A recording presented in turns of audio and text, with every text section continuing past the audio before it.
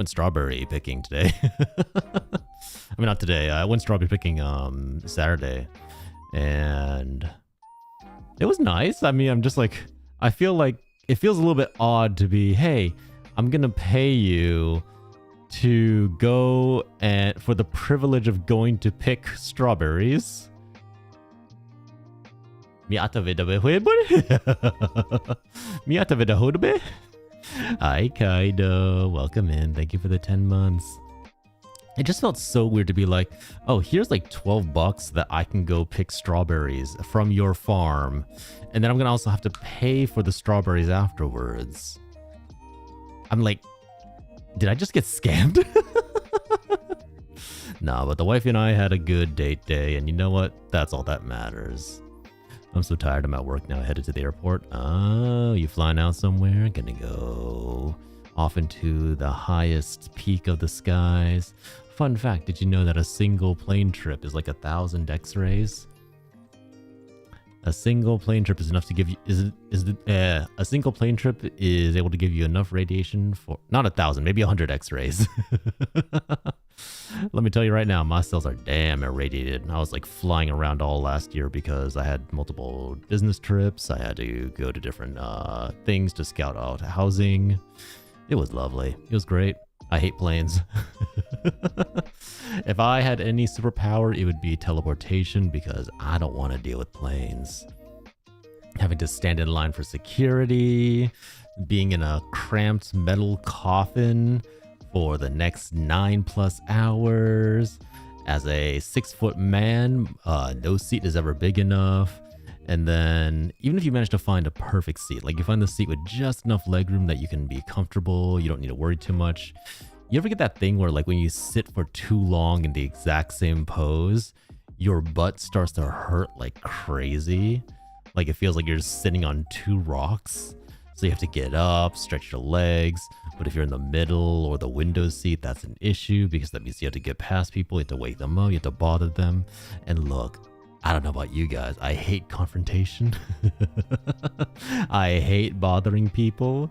So I'm always like, I'm sorry. And I'd rather sit there and suffer with my sore ass than tell people, hey, I need to get up and stretch for a little bit. And then when you land, then you gotta go through either security or immigration. Gotta grab your bags. Sometimes your bags are missing. And then life gets really fun. You have to go like, all right, go make a formal complaint to the airport. Go hunt down your bags. And finally, after everything's done, then you gotta get an Uber so you can go to your hotel. Unless you're very lucky and you're flying to an area with family and friends that they can pick you up. I don't know. I just hate flying. I don't know anybody who likes flying, to be honest, unless you're like extremely rich with a lot of resources and you have the ability to go like, ah yes, the first class seat for me only, please. I shall travel only in style, unlike the peasants below me. I think the highest class that I've ever flown was business class. And that's only because my original seat got given up to somebody else by accident. So I'd already paid for my ticket. They had nowhere to put me. There was no other planes that day. So they're like, hey, look, we have a seat in business class. You want that? I was like, yes. Yes, give me the seat in business class. It was all right. I mean, like, it's not like the pure luxury that you see in from those TikTok influencers where there's like, oh, there's caviar, there's like your own booth, but there's a nice reclining chair. You could like recline all the way back. You could prop your feet up. It was nice. It was comfy. Honestly, I'm afraid that one day if I ever do fly first class, I'm going to be so spoiled by the experience that I will never be able to enjoy, or I'll never be able to endure regular seats on the airplane ever again. So here's to hoping that doesn't happen. But I also don't want to yap for too long because we do have 2 demos to get through, mostly because of like, hey, look, these look like really cool games. We do have 2 demos to get through, as well as I do want to play some more Hades today, so let's wrap up the yapping.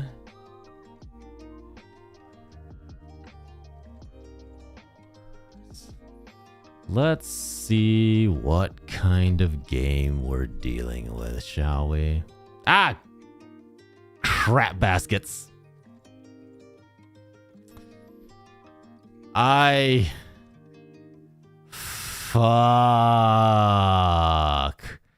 I totally forgot that I had received an updated stinger.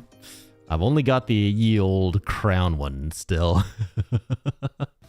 I totally forgot I got a stinger from the artist I commissioned on VGen today. I was supposed to install it, get it all set up, and that just... my mind just went blank. I am getting so old. Every bit of info in my brain is just slowly exiting, just like leaking out the back of my head. Wait, why is this not...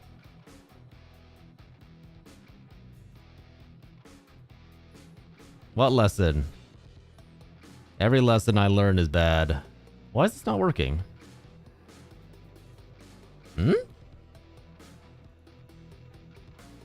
Hold on. Sorry. We're having some issues. Oh, because I forgot. Whenever I apply full screen on a game, it turns it off for the capture card, unfortunately. I was wondering why everything was frozen. Oh, no, now! Damn it. Damn it, damn it, damn it, damn it, damn it. Hey guys, how are you? Isn't this super black screen amazing? Aren't you totally intrigued by the black void of nothingness? You can see nothing, and that's just the way we like it, isn't it? Alright. This is Vampire Crawlers, the new game from the team behind Vampire Survivors. Let's see what it's like.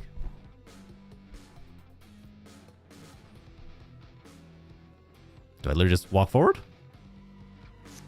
Okay. Got a knife. I throw the knife. The bat dies. That's all I need. All I want. I throw the knife again. King Bible. Deal 40 damage with the chance to knock back. Alright. So far, you know, pretty simple. Pretty straightforward. Is that a log? Okay. What are those? Pancakes? Combo stack. Oh my god, they are pancakes. Hi, Angst Ghost. Play card in ascending mana cost order for combo multiplier. Okay. Hi, Angst Ghost. What's up? Okay. So ascending order, so knife. And then Bible. Fear the holy word. Spin it. Spin? Why? I don't want to spin, you know? What if I don't want to spin? What if I just... Ooh, oh, wait. Oh, you can destroy the shit on the side. Oh. What are you going to do if I don't want to destroy it, Angst Ghost, huh? What are you going to do if I be like, nah, you know, I don't feel like spinning today. There shall be no spins from John John. What if I decide, you know what? I do what I want now. This is my rule. Okay, let's see.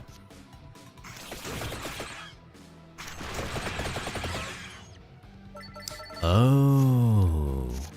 Okay, so basically it works on ascending order. I guess like once they get close enough, they start attacking you. Yeah, fine. Also, you're a scammer because you took my points? Ah, no. Look, a scammer doesn't give you your points back. A scammer just takes away what is yours without asking. And am I truly a scammer if I arrange for you to still get the reward? All right, fine. Wheel of Hell, let's go. How bad could this possibly be?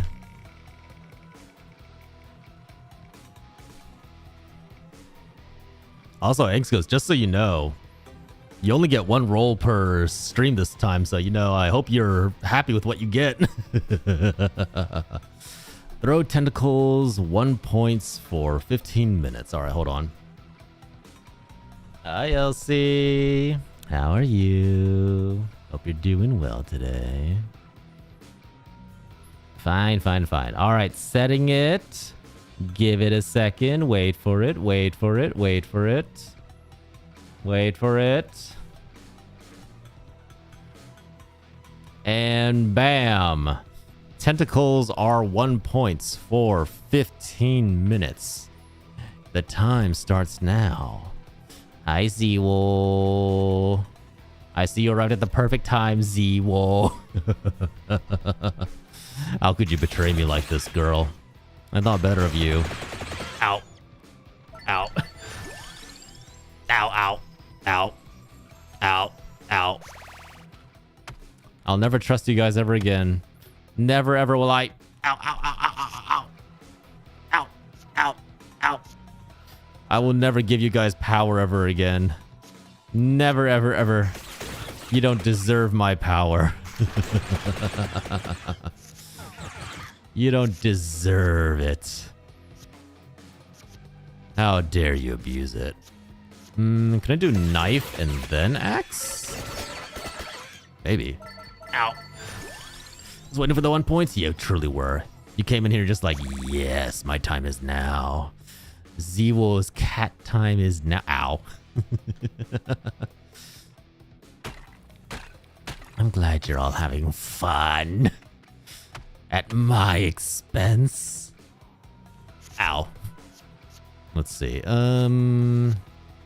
Knife. Spinach. Bible. Ow. Knife. The holy word of Jesus. And my axe to your face. Y'all having fun there, huh? Throwing tentacles at my unprotected head. Maybe one day I'll be gracious and allow you all to live after the way that you've insulted me. Let's see. Spinach, King Bible. Oh crap, actually I probably should have used the axe in that case. Knife. King Bibles. And then we cut apart oh, hey, cool. And then we cut apart the enemy and we spray them with water like they're a cat. Ow. You got protection against your crown? Let me tell you right now, that crown is not much protection, all right? Let me tell you right now, crown don't protect much when my brain is still attached to the crown, all right? Have you ever heard of like transference of energy? When you hit something, it still continues on through the hit all the way to whatever's in contact with. I'll get 100 this time. I believe in you. Kaido, did you just steal my goddamn floof? Motherfucker. I needed that floof. How dare you? Thank you for the 7-stream streak, Angst Ghost. Guys. You have to understand, my brain's already broken. Trying to give me more brain injuries is just really, it's like, you know, you're cutting an empty space. It's like you took a knife and you're slicing at the void and now there's nothing there. Can I eat the floof? No, I need that. I need that goddamn floof. Thank you very much. I need to keep me warm against the coldness of all your betrayals. I need something to comfort me after you all have ruined my trust in humanity.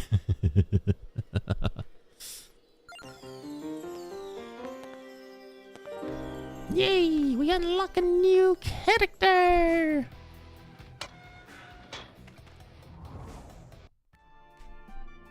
Ooh, what's this? So essentially it's essentially card version of Vampire Survivors. That's interesting. All right. Options, world map, town hall. All right, back out we go.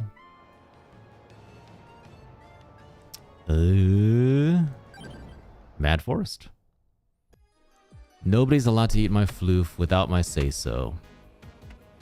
And I say no. And I just straight up say no. All right, whip, whip, and armor. Whip, whip. Enemies are gone. Let's go.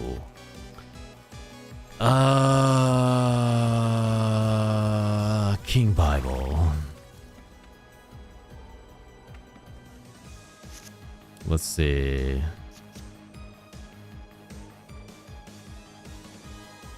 Deal 14%. Wait. Deal 10% more damage when a red card is played. Okay, so crawler, whip, spinach. And then armor, whip, Bible.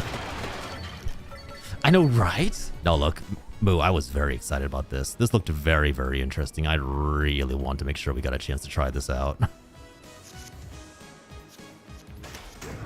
It's cards, but Vampire Survivor style.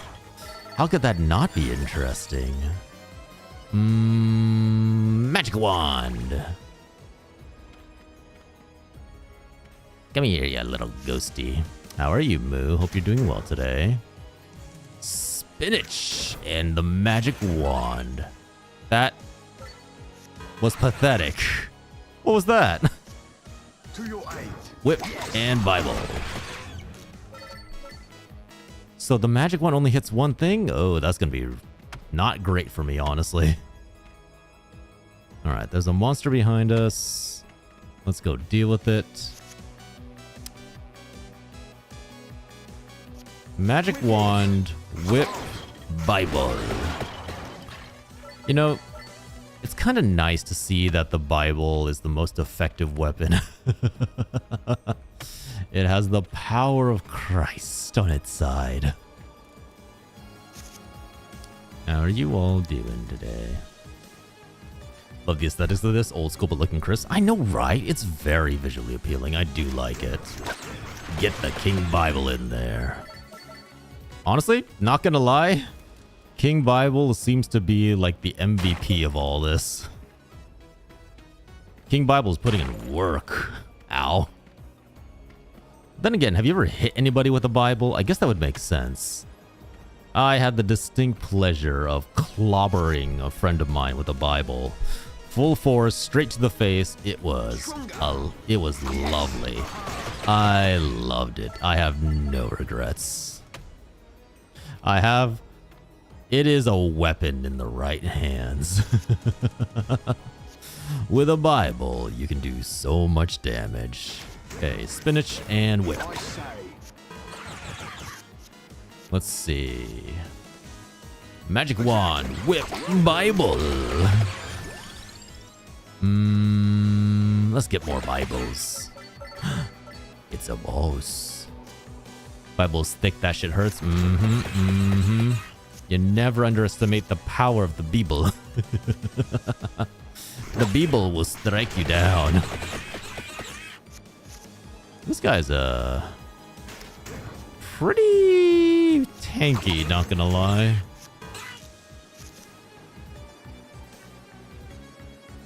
Antonio, spinach, magic wand. Armor, whip, Bible. Let's see.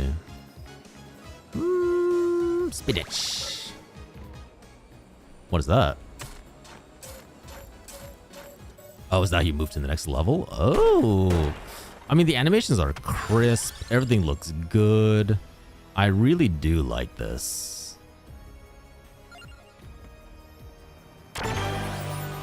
God, that's so loud. Hit twice as hard. Honestly, the Beeble seems to be doing the most work around here. I feel like we gotta give the Beeble 2 times damage. Let's test it out. Come here, my lovelies. I'm gonna whip you to death. Gonna whip you like my mama told me. Magic whips and King Beeble. So far, so good. Like, honestly, the game itself is pretty simple. Very easy to understand. So I am liking it. Ow. Okay. Magic wand, spinach, whip. Armor, whip, I didn't get to use the Beeble. What is the point of having a Beeble if I can't get to use it? Alright, get more mana. Fine. Fine, we will take your paltry offerings. Meager as they may be.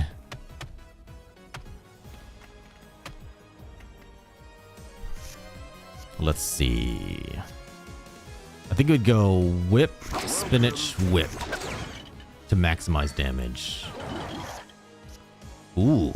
Armor, spinach, the Beeble. I mean, so far the game's pretty simple. I mean, if you've played any kind of RPG or this style of game before, you definitely will be able to understand how this works very easily. Oh, damn. Left one live. Armor, Beeble. Yeah, nothing too complicated. Honestly, I could see myself losing a lot of time to this very quickly. This might consume my life when it releases. Double damage on more Beeble. Look, as a devout and believing Christian, totally Christian, definitely not atheist. We gotta make sure to flex the holy power of the great tomes. It is only through such practices that we can really accept who we are as human beings. Spinach, the Beeble and the Beeble.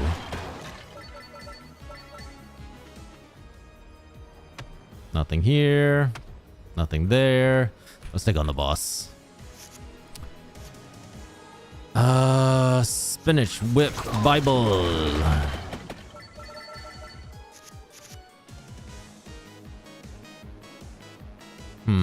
Spinach.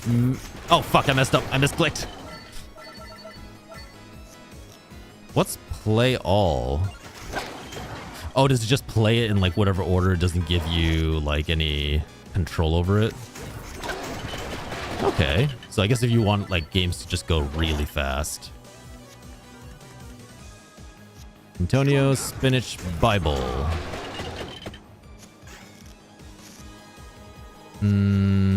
Spinach, whip, Bible. Spinach, magic wand.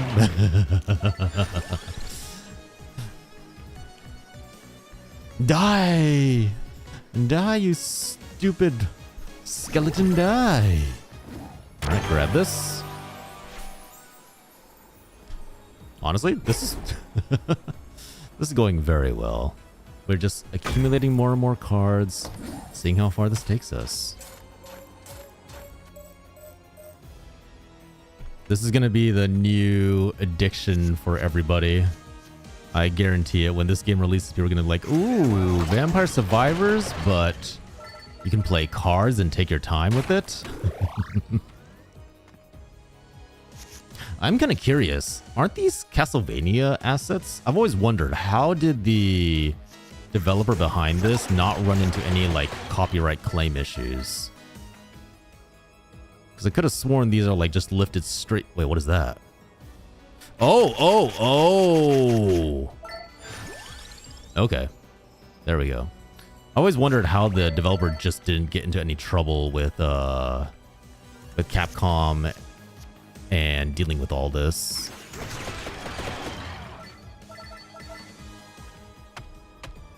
Let's see. That looks ominous. Let's not go that way.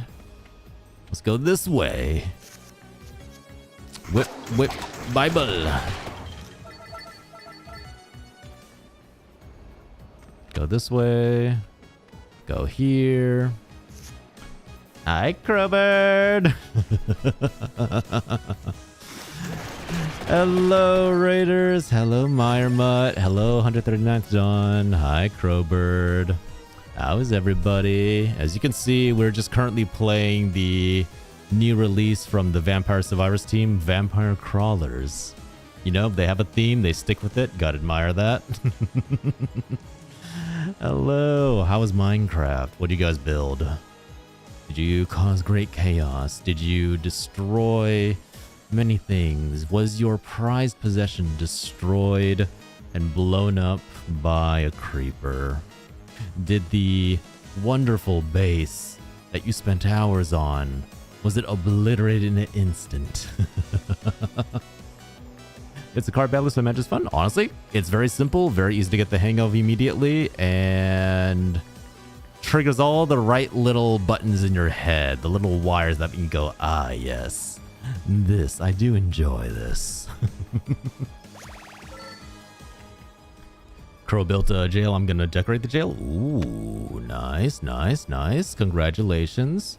Make sure that you practice safe imprisonment tactics. You don't want to fall into the Milgram experiment again. I made a prison to imprison mobs that absolutely deserve it, and then I don't remember what else. Just blanked out the rest of the stream. It's just like, oh no, the rest doesn't matter. Been awake for about 30 minutes. Hey, no worries. Crow, thank you for the raid. Raiders, please, if you need to do your after stream care, need to get some food, some water, or take care of yourself, please do so. I really do appreciate it. Thanks for dropping on by, Crowbert. Good night. Sleep well. Meanwhile, I'm going to go here and start murdering some zombies. Assuming I don't die here. Let's see. Antonio's Spinach Whip. 30 hours. Oh god, yeah, definitely go get some sleep then. Holy crap. My man, why would you do that to yourself? Make sure you get some proper rest then. Nice. Okay, just the big boy left now. Let's see. Spinach. And then you follow the spinach up with a good whipping, and then your holy rites. Gotta make sure to say your prayers before you go to bed. I want more cards. I want more things to increase his might stat. Oh, as in like the damage it does? That might be useful on the knife, honestly. Add 10%. Oh, oh. Oh no, it just like straight up buffs you. All right. Good to know. Good to know. Okay. Antonio Di Violo. Has anybody here played Castlevania, in all honesty? I've never had a chance to get into it, mostly because all the Castlevania games were available only for consoles and stuff like that, so never really got the chance to give Castlevania a good try. Which is a shame, because I hear as a Metrovania is very, very fun. Spinach and whip. I played a little bit, but not too much. I vaguely remember playing one of my friends back in high school had I want to say a DS, and I vaguely remember one time borrowing, like they let me borrow their DS sometimes, and there was a Castlevania where you had to like draw spells on the DS second screen, and then you'd play on the main screen doing your usual platforming, killing monsters, but then you'd have to like pull out the stylus and quickly draw out whatever spell you wanted to cast. And it seems really inefficient, but I guess they also want to make sure that, hey, you know, that fancy touch screen that we installed on here, we want to make sure we get our full money's worth out of that. Spinach whip. We're taking a lot more damage than I would like. There we go. Axe. What is that? Oh, my ears. Increases might stat. Hits twice as hard. Let's do the hits twice as hard for the axe. There we go. Kill you. Ah, my foolish little minions. You don't know the world of hurt you're about to be in. get some money. Because, you know, casually running into flaming torches is enough to give you any kind of money you want. Okay. Magic wand, spinach, and whip. There we go. Spinach. King Bible. I didn't get a chance to use the axe. Oh well. I need to plan out my moves a little better. I wonder how many levels there are in the demo. I guess, like, for the nice thing about a demo for this game is you don't exactly have to put in too much new content, you know? Like, everyone understands the basic idea. You run around, kill monsters. For at least the demo, it's okay to have repeating enemies. Bible axe. Nice. Bought a few older consoles that my dad didn't keep or have as a kid, so I've had a chance to play older console-only games. Ooh, that sounds pretty good, honestly. There's always something nice about playing some good retro games and really just getting into it. Okay. Spinach. Oh, crap baskets. I should have done that the other way. It's okay. It was enough to kill them anyways. Let's see. Get the flames. Oh my god. Do you remember the days when you'd have to like keep a permanent 3-ended cord nearby your TV just so that you could adapt your game console to whatever game or decision or whatever? Like, you'd always have to have the, I don't forget what they're called. CRT? Is it CRT cables? The like the red, yellow, and black ones. Always need to keep a copy of those nearby every TV, or else there's the chance that you just never be able to play the game or movie that you wanted because those cables more or less decided if the TV would work with yours, if you could even show the image on your TV. Yeah, the console of the TV. Yeah, those ones. Why can I not remember what they were called? I used to need those, like, I used to use those every single day. Okay, whoa, nope, put it back. Armor, spinach, axe. And then the axe deals with the rest. Oh yeah, that juicy EXP gems. Put it all in my body. Antonio, spinach.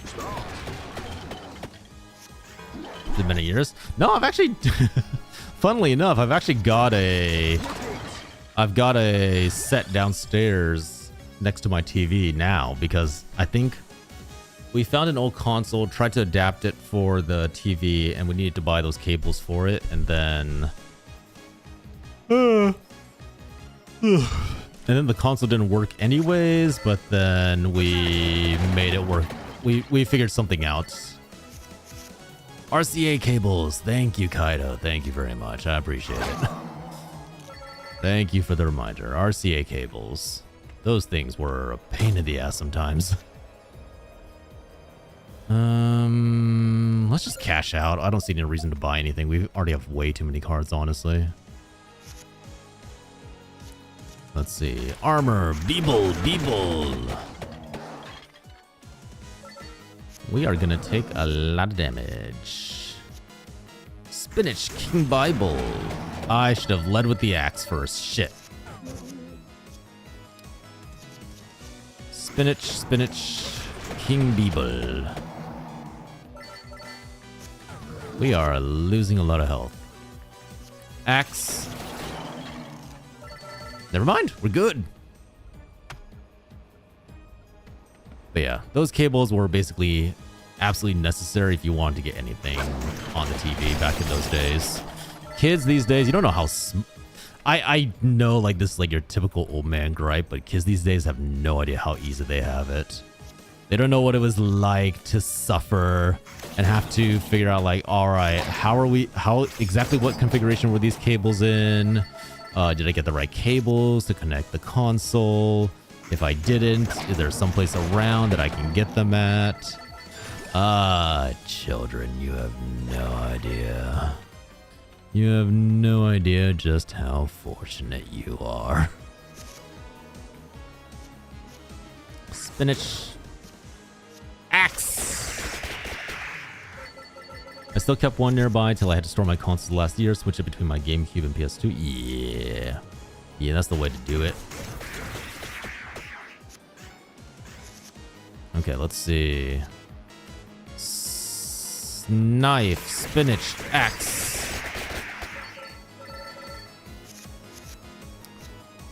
Whip, King Beeble, whip.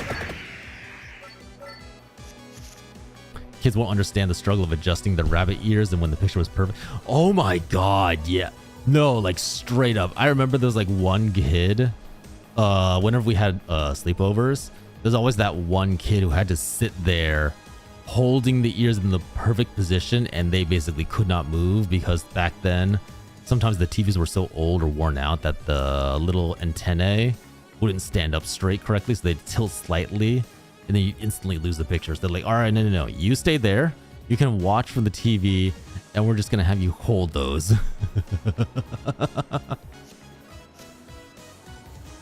To your aid, I say. I feel like this thing's going to kill me. Just a feeling. I feel like this thing's going to murder me. Whip it. Start.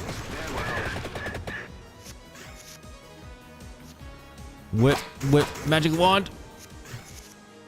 It's getting real close and real menacing. Spinach, knife, King Beeble. Ay. Armor, knife, axe. Please go down. Okay, if I don't kill it here, I die. Okay, it got knocked back. It got knocked back. Okay, maybe we're okay. Maybe we're okay for right now. King Beeble and axe. Oh, yeah, baby. Thankfully, I didn't have to deal with the rabbit ear TVs. Oh, because you, what is it? Because you weren't that old? Is that basically what it is? It's just like, oh, I didn't have to deal with it because I wasn't that old. The fucking braces? Wait, what are you talking about? I'm trying to remember what the braces are. Oh, fuck me! Hi, death. I guess that's the end of the demo. Hey, there you go. Andy, the game is fun. They've done it again. They have once again created a wonderfully fun game. It's simple, easy to understand, and shit, that's a lot of stuff we just unlocked. I guess we're gonna keep going. Let's see. Recovery, reroll, armor, duration, growth. I love getting EXP related stuff because I like being able to level up faster. When someone's dental braces influence the picture. I thought that was a legend. I didn't think that was actually true. I thought that was just like somebody going like, oh yeah, this is like a reason to keep your friends with braces away. Okay, let's see.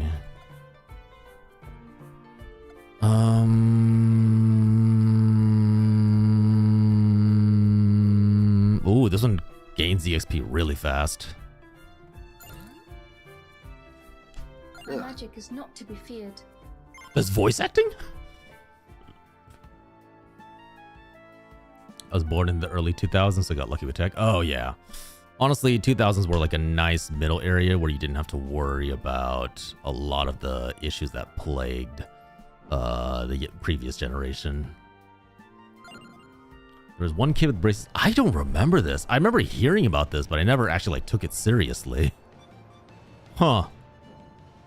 Today I learn. No, like really, I just never thought that was an actual thing. All right, there's something over here. Let's take out this monster first. Okay, let's see. Level up. Gotta go with the fire wand. Attract orb. Armor, magic wand, fire wand. Nice.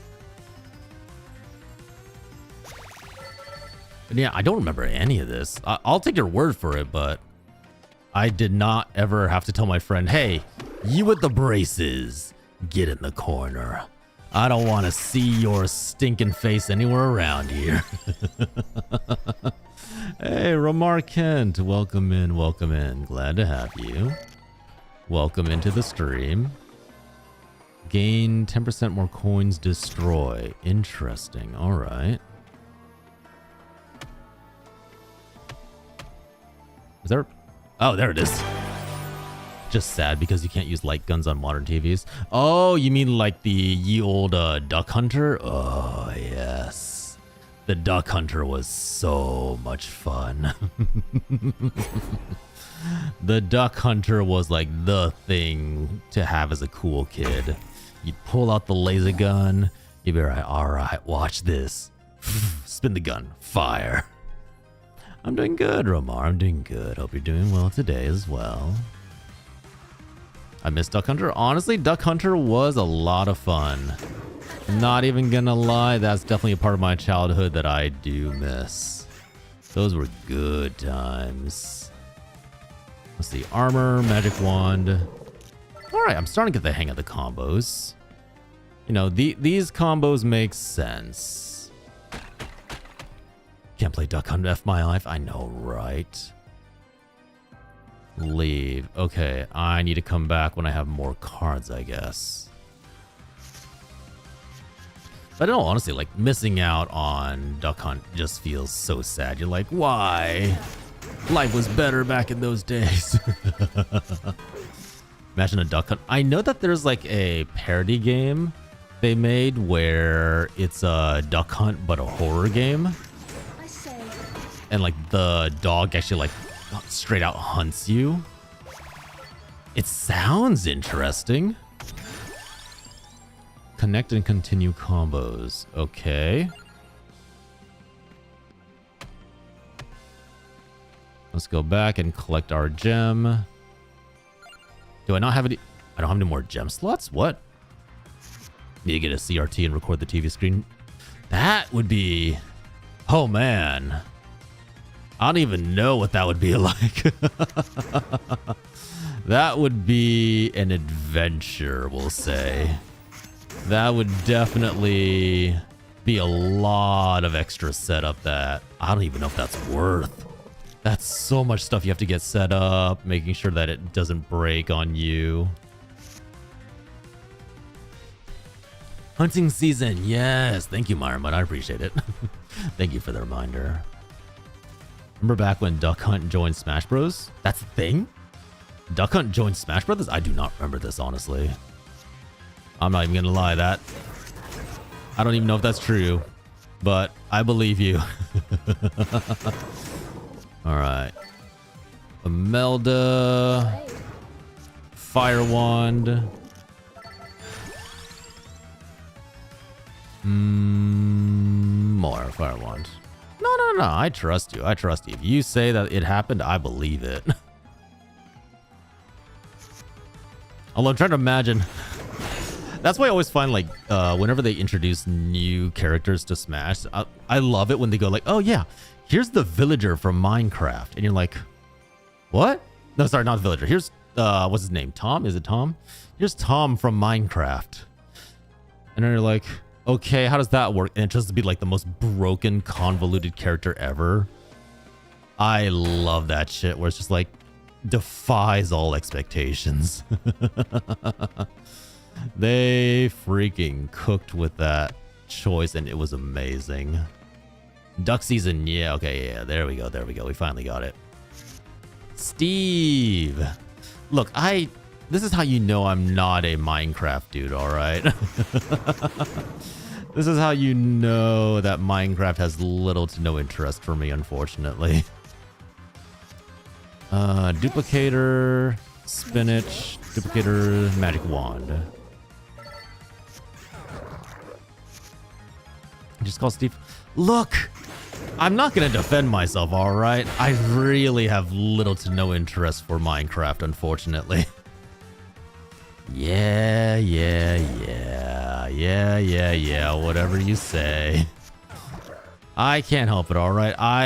Minecraft to me, in most cases, is a little dull. It's not really my favorite game to play, alright? I'll be honest. Our power grows. Choose a card, draws a card. That could be useful. A magic wand. And fire wand. Look, I know I'm an old man. I get it. I understand. You're right. You are absolutely right and correct. I know. Area stat. Can I increase the area of the fire wand? Does that work? I kind of want to test that. Talking about Bob the main. Yeah. Good old Bob. You guys remember Bob. Can't go wrong with Bob. Damn it. No available gem slot. Do I really have no available gem slots? Damn it. Mostly play when I actually have an idea for something. For me, okay. You know what's the only times that I play Minecraft? Is generally a friend comes to me and says, hey, look. I'm holding a Minecraft server. I want you to join. It'll be a lot of fun. I'm like, okay, sure. Then I'll get into game. I'll kind of like putt around for a little bit going like, oh, this is cool. They added this. They added this. This is interesting. They added this. And then I'll eventually go, you know what? I want to build a penis. It's always a penis. Sometimes I'll draw a waterfall coming out of a penis. Sometimes I'll draw a penis castle. Sometimes I'll make an underground penis that you have to take an elevator down the shaft to reach. Sometimes I'll draw I'll make a penis with balls so large that it dwarfs the penis in size. Point is, after I've made the penis, then I'm done with the game.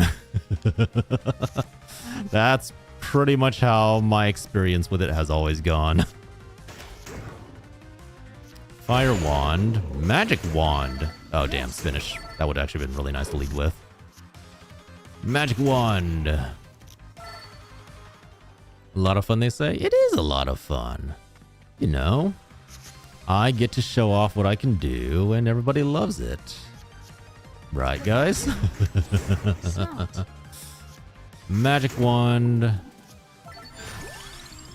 Get another hollow heart. Spinach. Hollow heart. Let's see. Armor, duplicator, magic wand. Your legacy on servers is a penis? Yo, no, really. Like, in all seriousness, yes. Yes, it absolutely is. My legacy is a penis. It shall forever be a penis. And it is the only thing I leave on servers. Like, I demolish my base. I demolish everything. All that remains is the penis.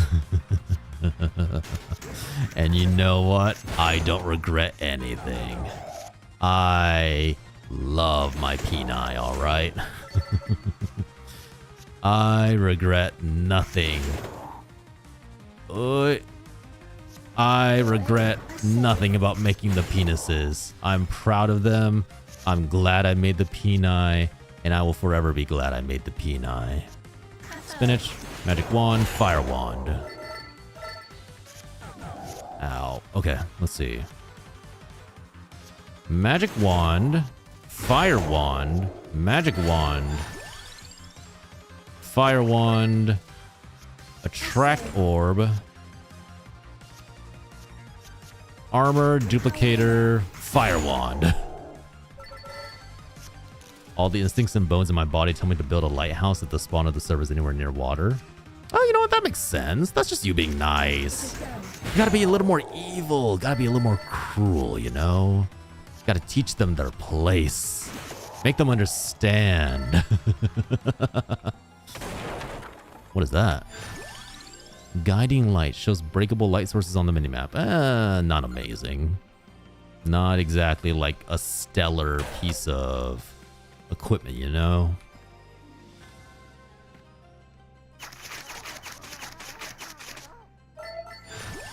Let's see. More hollow hearts? Or no, let's get an axe. We need like something with a level 2 damage.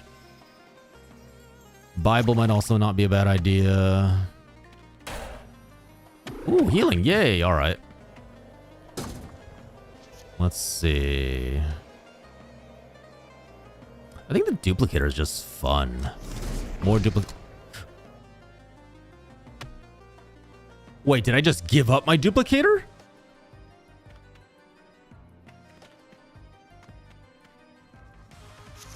Why? Why would that be an option? I'm so confused. I also build abandoned buildings. What? Wait, how do you build an abandoned building in Minecraft? That's a new. I've very recently learned how redstone works, and I still don't quite understand it, to be honest. Redstone is definitely not something that's like at the top of my I know how this works kind of list. I think I did. I think I just put my card into a shredder, and I think it's the one that I actually wanted to keep. That's very fucky wucky. Magic wand, attract orb, and then the axe. We bring out the big guns, baby. Ooh, what's this? Oh, it just gives me like extra damage. Got it. Armor, fire wand, magic wand. That duplicate looked like some clamps. Okay, no, really. I 100% agree, Moo. There's so many times when I was playing through the original Vampire, Survivors, I legitly thought that the duplicator up here in the top corner, I thought that was a certain kind of clamp that you put on the human body. Yes. You can't blame me for that because it looks really fucking like it. It 100% resembles it. Okay, these bats are kind of throwing hands a little bit. I need to be... I don't know how to feel about this. These bats are actually kind of wrecking me. Increases might stat on... Magic wand, probably.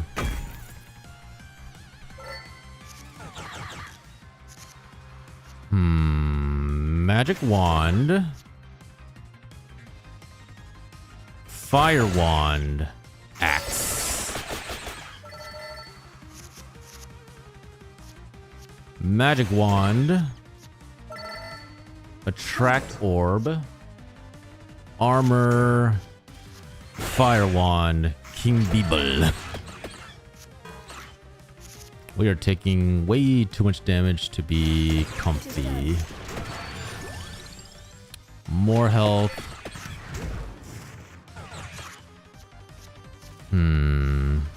Magic wand, fire wand, armor.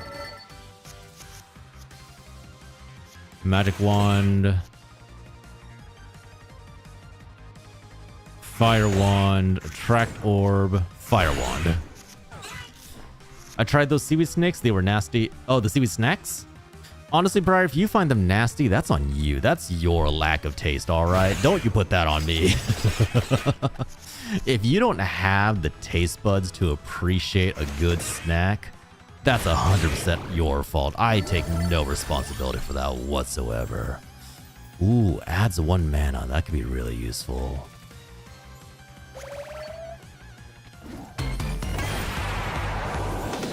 There's so many decorative blocks now, it's easy to make a building look abandoned. Oh, okay, okay. I did not know that. That's actually really, really cool.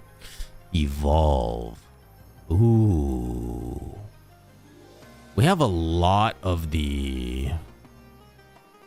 We have a lot of the wands. Maybe we should evolve it with the... Back. Evolve this. Interesting. What does that do? The Holy Wand. With the power of this Holy Wand, I cast Smite. Yeah, my seaweed snacks are amazing. The fact that you can't appreciate them, that's entirely your fault. I refuse to take any responsibility for that. Duplicator, fire one more projectile. I think now that we gave that up by accident, I think we have to use this now. Okay, let's see. Imelda, empty tome, holy wand.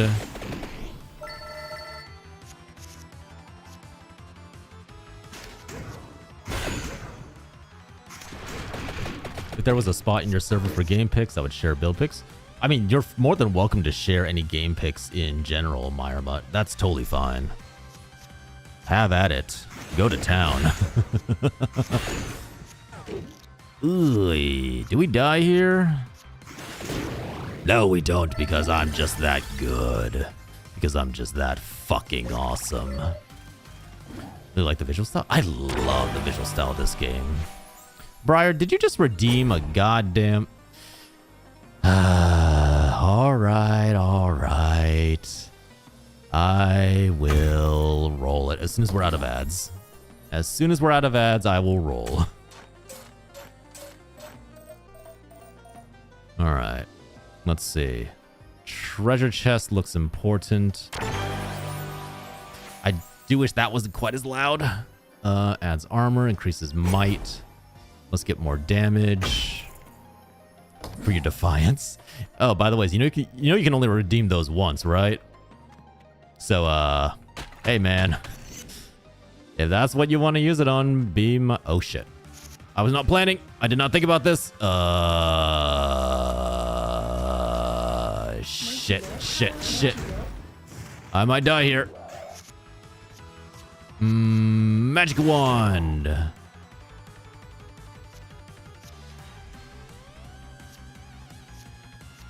Add might from the fire wand, add and then do the holy wand and then more fire damage.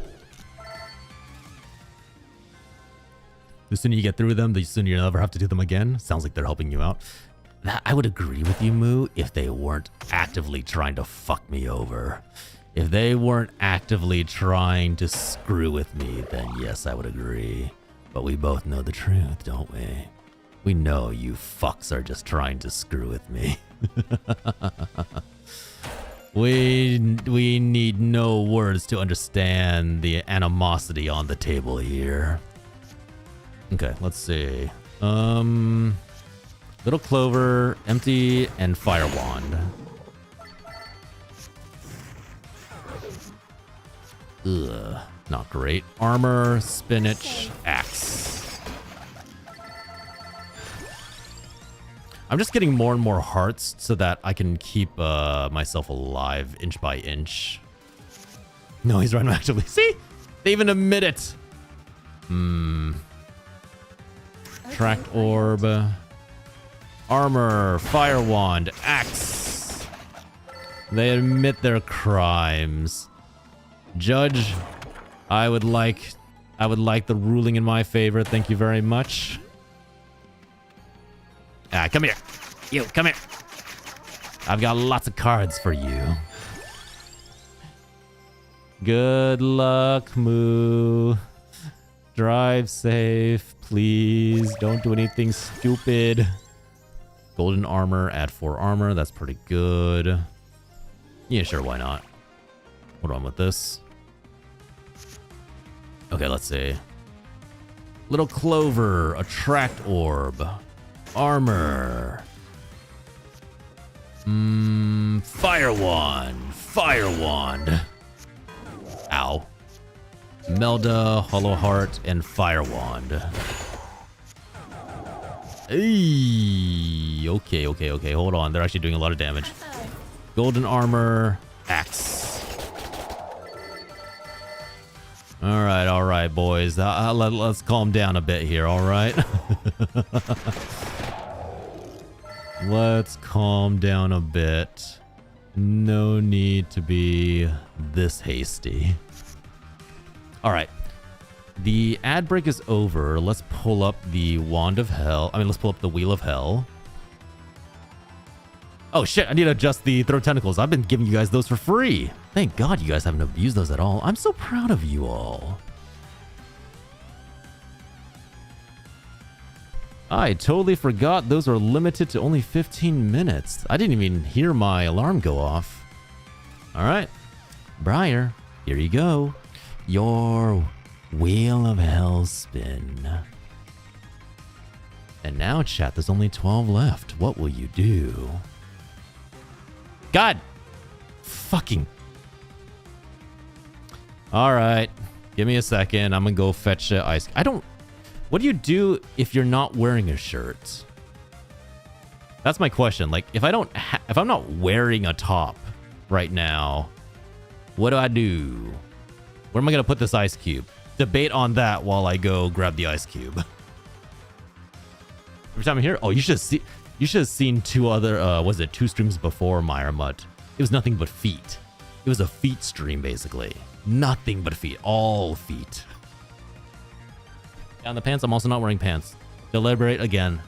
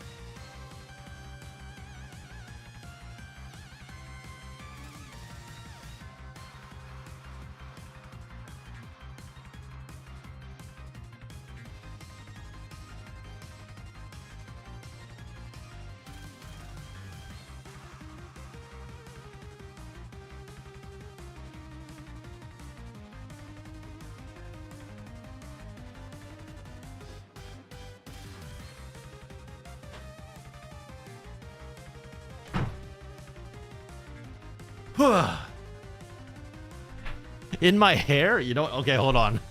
Hold on, here, I got an idea. Okay, so look. I'm wearing headphones. And I'm just gonna trap the ice. Whoa! Oh, that's real. Oh my god, that's real fucking cold on my head. Whew. Whew. Whew. I wonder if you can get brain freeze this way. Oh, that's real flippin' cold, my boys.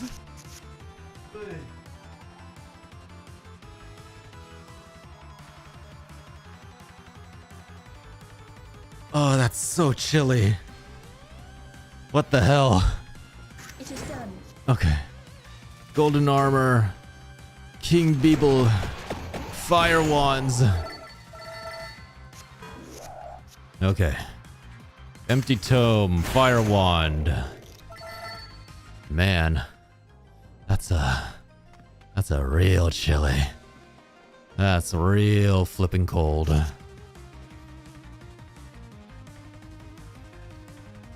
I think it's safe to confirm. I think, yes, you can get brain freeze doing this shit. King Beeple, I need more knockback stuff. Whew. Oh, my brain. Oh, my chilling, freezing brain. Oi. Is this man streaming naked? That does not deserve a response. You should know the answer by now. If you don't know the answer, I pity you. Okay, good. Got a wild card for the upcoming boss. That's actually great. Extra alternatives, I'll supply them. Thank you so much. I think I appreciate it. You're far, far too gracious. X. Alright. Oh god, new enemy. Okay. Big coin bag. Armor. Fire wand. This is gonna hurt. Oh god. Tract orb. Empty tome. King Bible. King Bible. No! Gracious Salami. Hello. Welcome in. Welcome in. Sorry. My brain is currently freezing, Salami. I am not in the best state to think at the moment. How are you, Gracious Salami? I can feel ice cold water dripping down my back. What the Sam flippin' hell am I doing? Oh god, it's so cold. Okay, so we didn't do too well on that round, but maybe. Attack, deal splash damage, 10% per rank. Deal 25% more damage per rank. Heal 1 HP per rank after each encounter. That could also be really useful. Seems like a day of the days, huh? Oh, you have no idea. You have no... Oh, that really does feel a lot like a brain freeze. Wait, is there still a snowstorm on the East Coast? I'm on the East Coast. It's nice and warm here.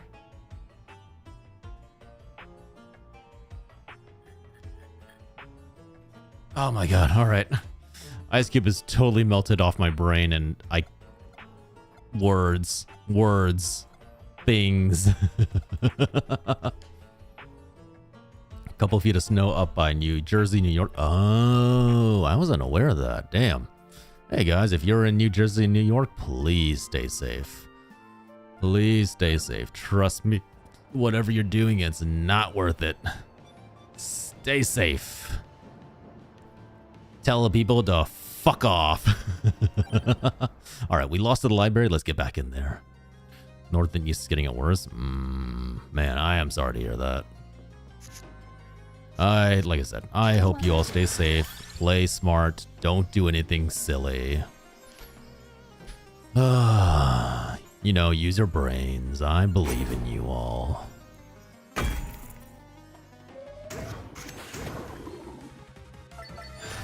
Let's see. Crown. Yeah, more XP. If you're in the Northeast, leave. If you're in the Northeast, get out. Run. What are you doing? Flee for your lives. Imagine. If you're in the Northeast, winter is coming. Fly. Fly, you fools. Gandalf? What are you doing here, Gandalf? Who invited you?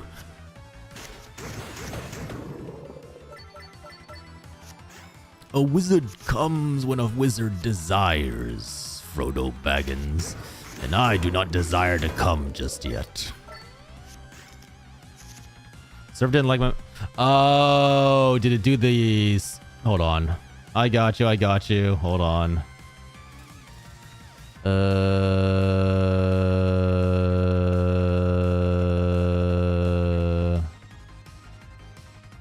Hold on, I got you. Oh, wait. It unmuted you immediately. Okay. I think you're safe to put in the attachments now, Meyer Mutt. Yeah, like I said, regardless, I hope you guys are, like, all jokes and bits aside, I hope anyone up north, you are staying safe and staying dry. Look, as someone who's lived having to shovel snow for multiple days in a row, it ain't fun. It ain't nice. Nobody likes it. Trust me, I'm right there with you. Do you know what the limit is for the bot to detect it? I don't know, but you should be good to go, so give it a shot. Let's see what happens. How about that? Let's see what happens, and we'll use that as a reference. Okay, treasure chest here. Let's see. Hits twice as hard, increases might stat. Might. Let's get stronger. I will become stronger, better. I will be the Grand Vizier. I'm a loyal lab rat. I appreciate you being a test mat. I appreciate you sacrificing your validity for the sake of the experiment. Okay, let's see.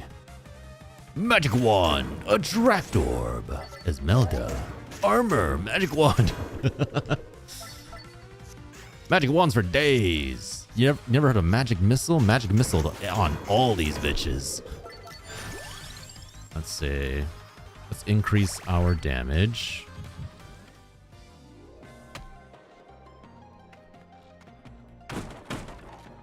What was that? Oh. What is this? Damage? Something.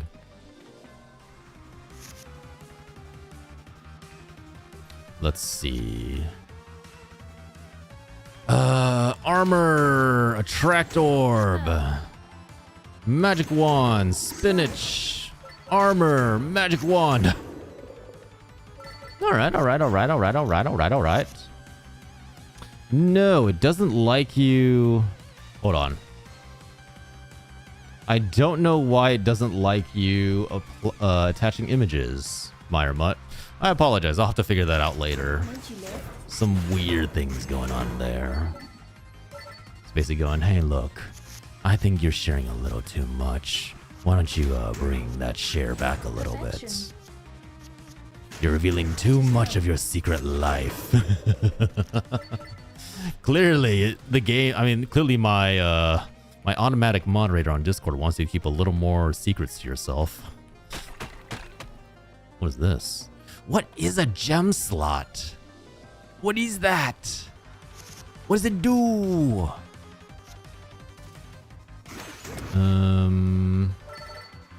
Spinach. Magic wand. Attract orb. Esmelda. Get more of this. Use that. Armor. Assume this amount 10 picks for Discord is too spicy. Maybe. It's a non-zero chance, basically. Smart. Magic wand, spinach, armor, magic wand. I'm liking this game. It's very simple, but you know what? It gets the point across. Yes. Using this just so I can grow EXP faster. And that little bit of life that we get back with each victory is definitely helping. All right, let's see. Armor, attract orb. Little clover. Magic wand, spinach, magic wand. All right. Armor, attract orb, Esmelda. Add 1 mana. Spinach. Magic wand, magic wand. I need to get more like AoE cards, I think. Enemy is definitely beginning to overwhelm me with just pure numbers.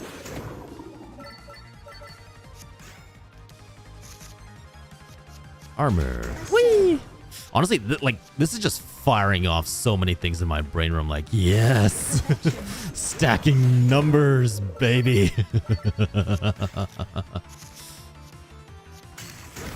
I helped. It's also it's so weird to have voice acting, I'm not even gonna lie. Like, that is so bizarre to me. On the plus side, we get a spam. Spells like crazy, damn. Esmelda. Gain max health. Smart. Add 1 mana. Magic. Magic. Ow. Alright, I don't want to take too much damage from this guy. Draw some cards. Empty tome. Spinach. Magic wand. Magic wand. Ay. My boy. You're doing a little too much damage for my liking. Hey, no worries, Myra Mutt. Thanks for helping us test that out, and you enjoy, alright? Say hello to the GF for me. Let's see, golden armor could be useful. Let's get a stone mask. I like constant growth. For me, it's far more interesting just like constantly stockpile permanent damage and make it grow from there.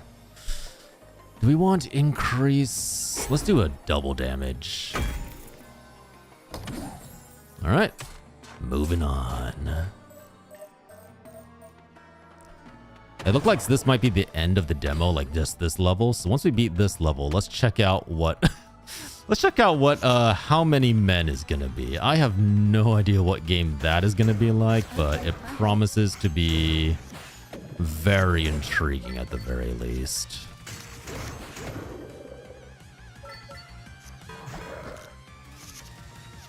Let's see. Empty tome, spinach, magic wand, fire wand. There we go.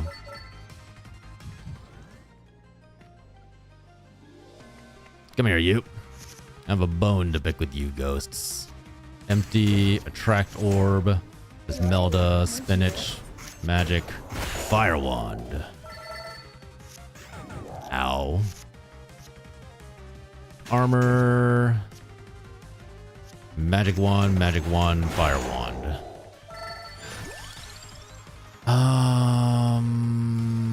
Garlic. We need like some kind of damage. If we don't, then I think we're in trouble. Empty tome, attract orb, magic wand, spinach, fire wand, garlic. Okay, now we're starting to flow. Now things are beginning to make sense. The combos are happening.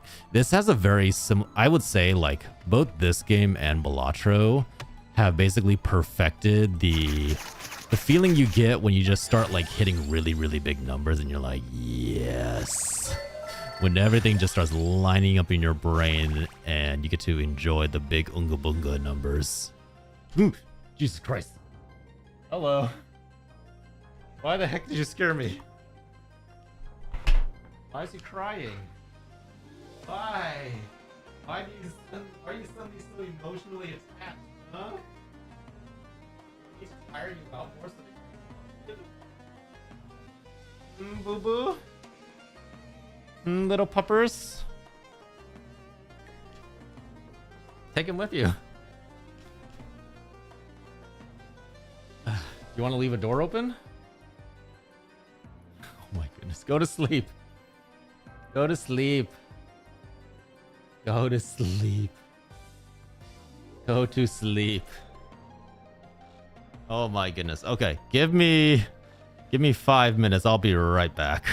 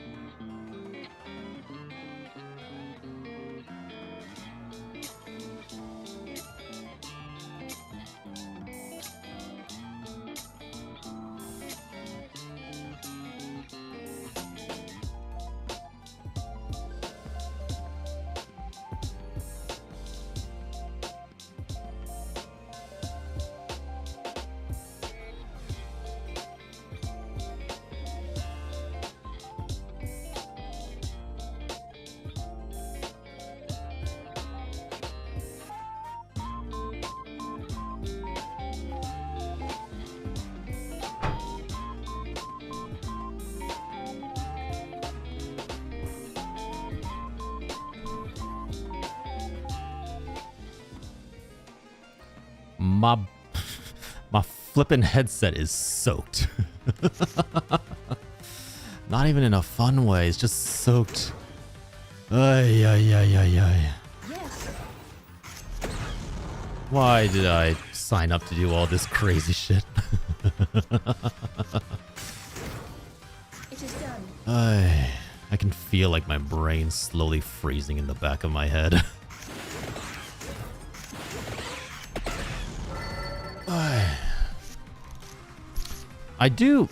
I wonder if there's like some kind of psychology that you could probably study,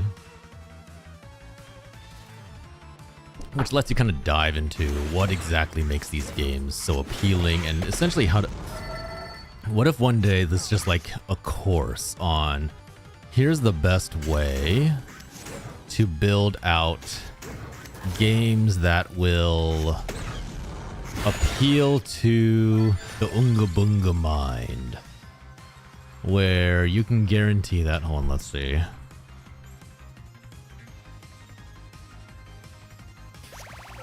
Games that will make you just go, ah, yes. Big numbers go bang, and that's all you care about. Let's see. Duplicator.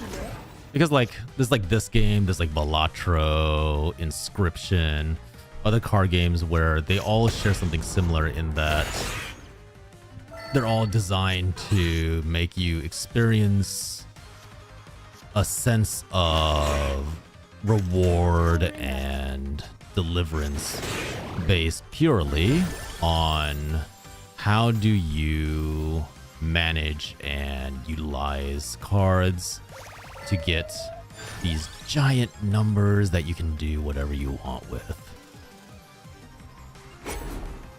That could also just be like RNG in general, to be honest. Let's see. Gain 10% more coins, destroy. Garlic.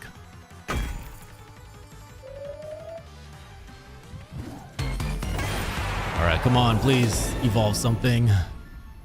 Returns to hand after playing.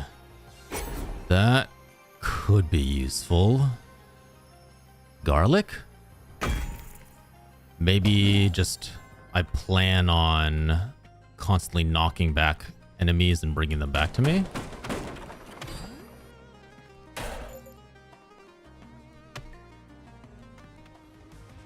Ooh.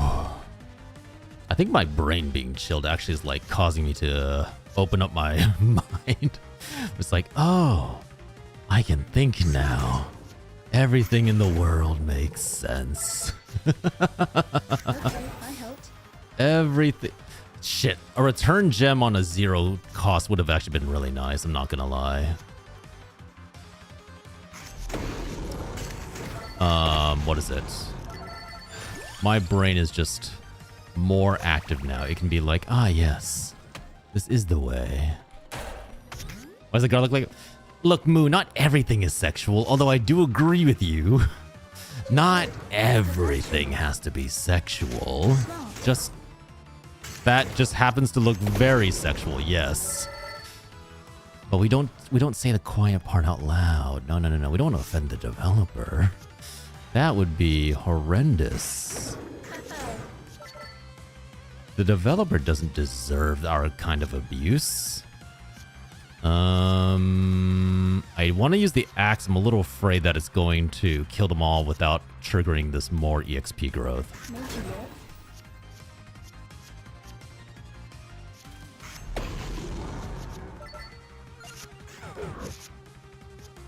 Fine, I guess I'll pay for that, yeah.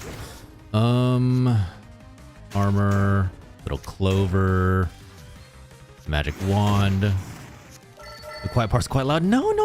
We don't say the quiet part out loud. Sometimes we just go, hey, look, that may resemble something, but it totally is not the thing that you're thinking of. That would be insane. That would be highly unlikely. Surely no reasonable developer is going to go out of his way to make sure that the garlic bulb in this game resembles a pair of cock and balls. No.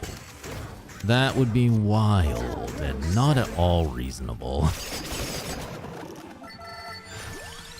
Do I want more tracked orbs or do I want more something else? Okay, grab this. No, they knew it. Imagine like this entire game's just sexual innuendo by the developer. Everything about this game is just all sexual innuendo. Magic wand. Attract orb. Garlic. Damn, I was hoping for a 0 cost. Okay. 0 attract orb. Smart. 0 duplicator. I helped. Big coin bag. Garlic. And garlic. Let's see.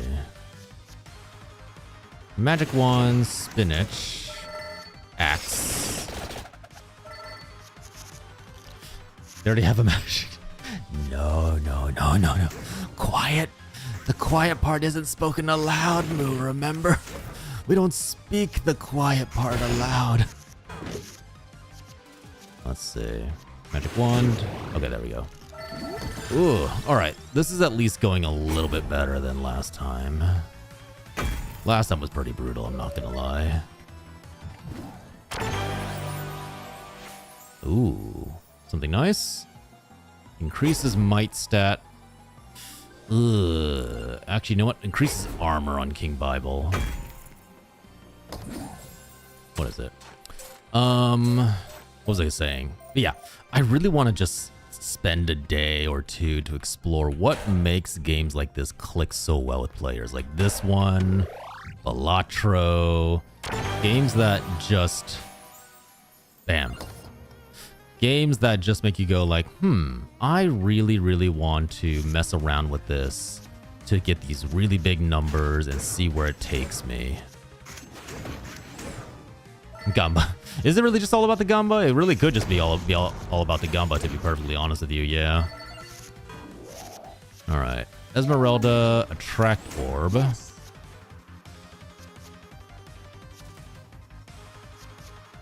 Axe.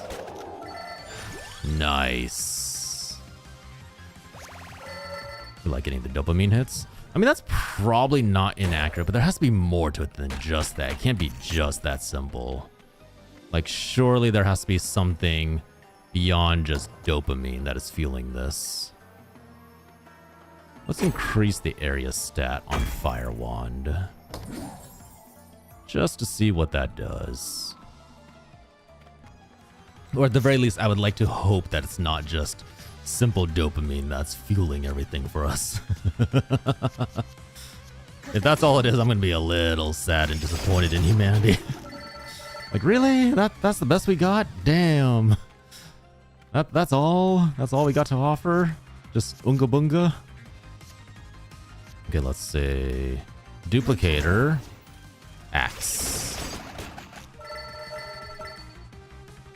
Are we truly such feeble creatures that the big unga bunga is all we need for the game to make big numbers? To be fair, that would check out. Because of freaking, what is it? Let's see, attract orb. I think I have enough regular cards. That would check out with how popular gacha gaming is, but surely there's more to it than just that. Magic wand. Attract orb. Damn it. I gambled and I lost. Attract orb, hollow heart, fire wand. Wow, that did nothing to these guys.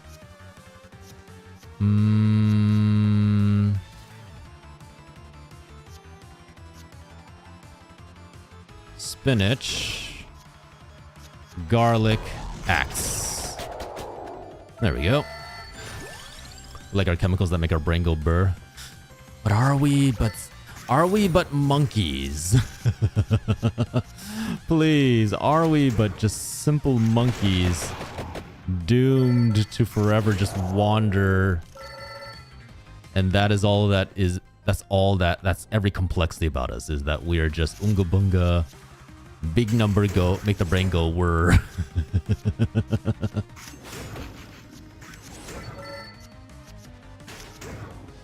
Let's see, put this on. Spinach. Garlic. I fucked the pooch. Esmeralda. Garlic. Magic wand. Fire wand. Actually, there's more to it. 2 seconds later, I gambled and I lost. I hate that that's really accurate. Yeah. Oh, I hate how accurate that is. Yeah. All right, fine. I proved my own point, I guess. Contract orb. Magic wand. Garlic. Fire wand.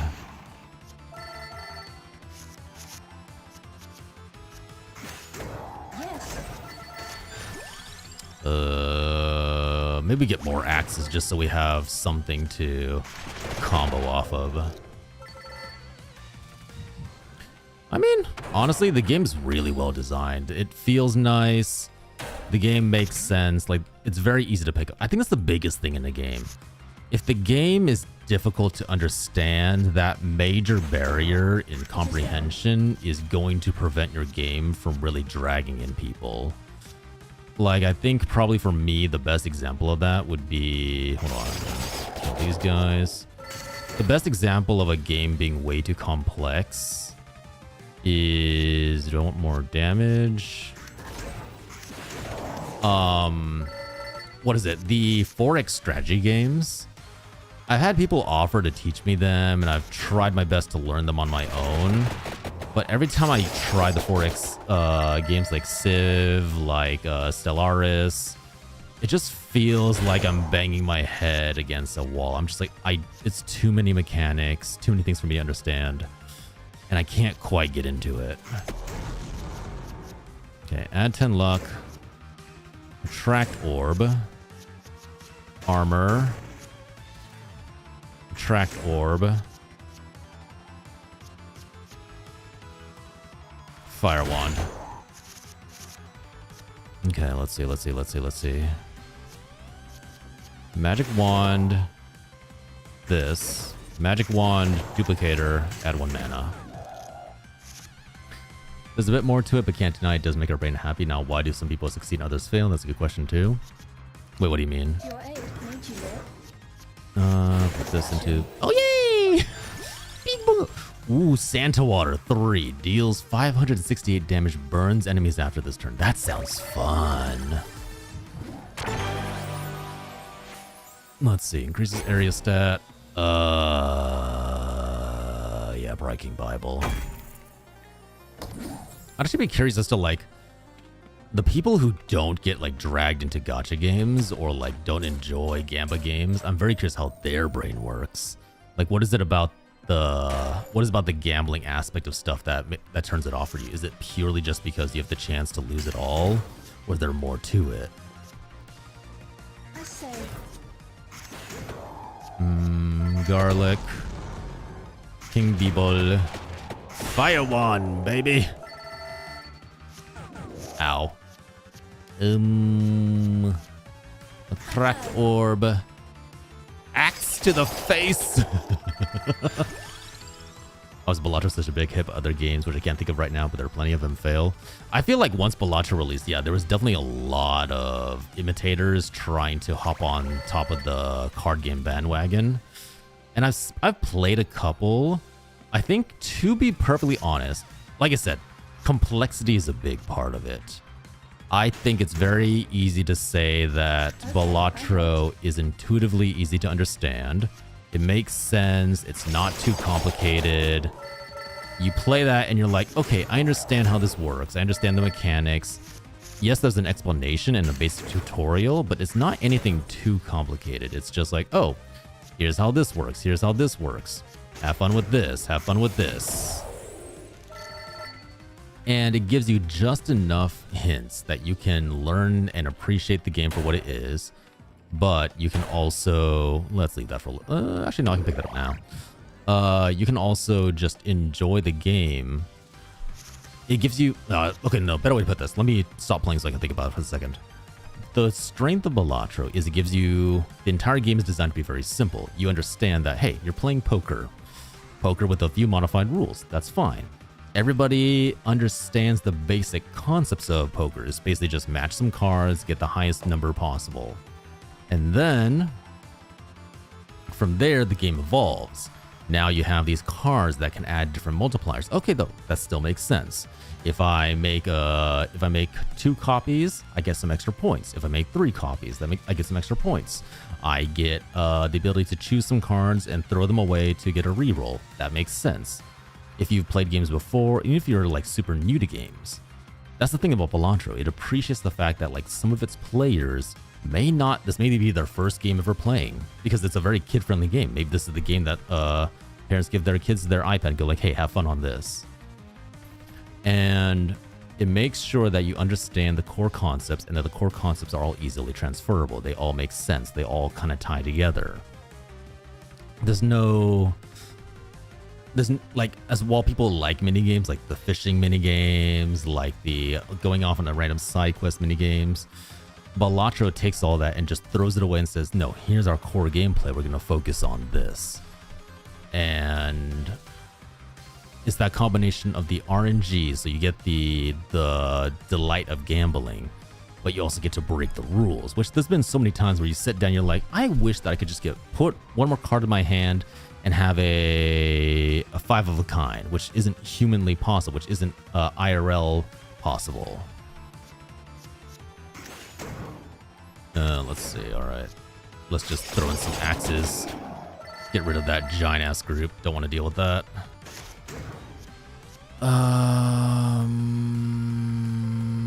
King Bible. I'm not going to risk running into these guys.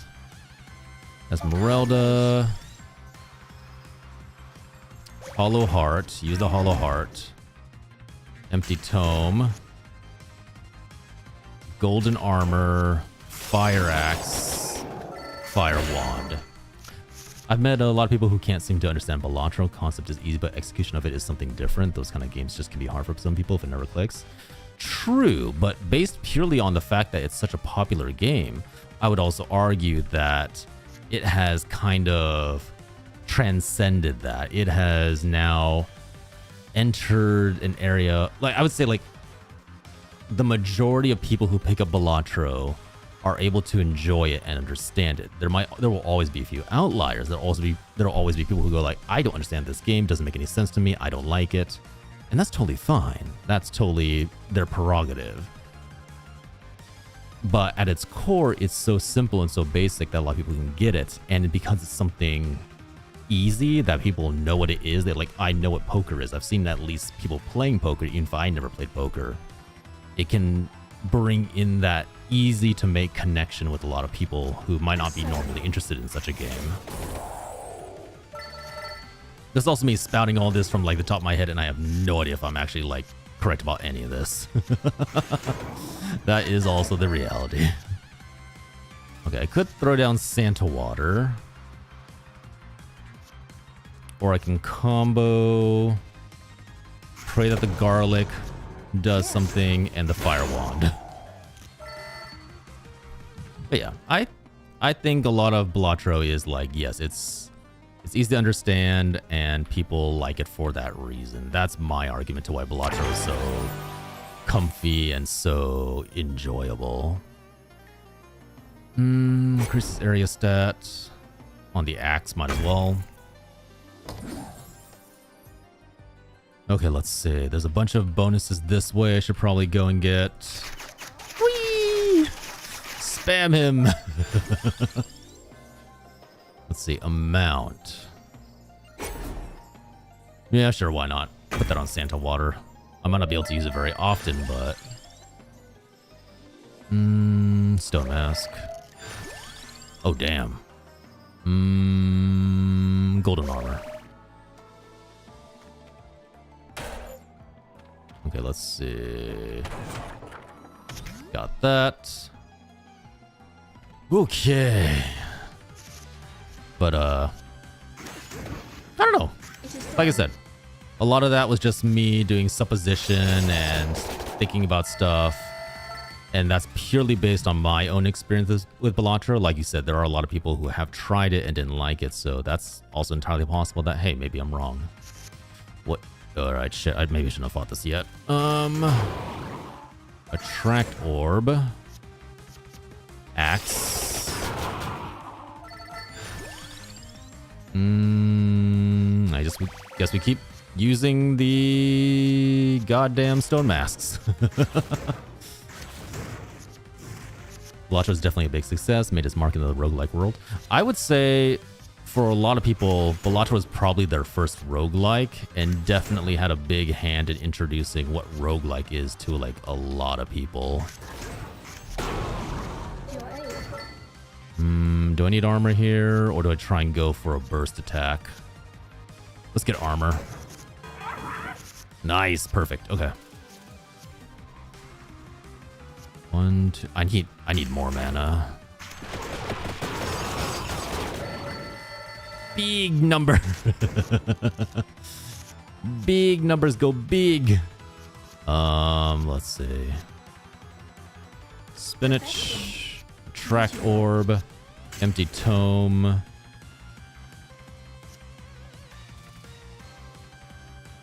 Golden armor, Santa Bible. Probably should have used Santa water here. Not that I think. Is that an insta kill? Is that what that means? I don't like the look of that. I really, really don't like the look of that.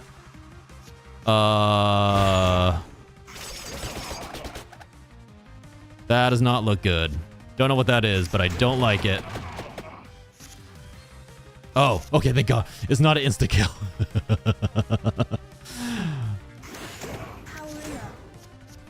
Let's see.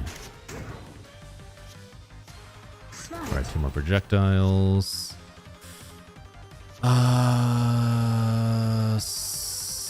Garlic. I'm just gonna gamble and pray. 200 armor? Man.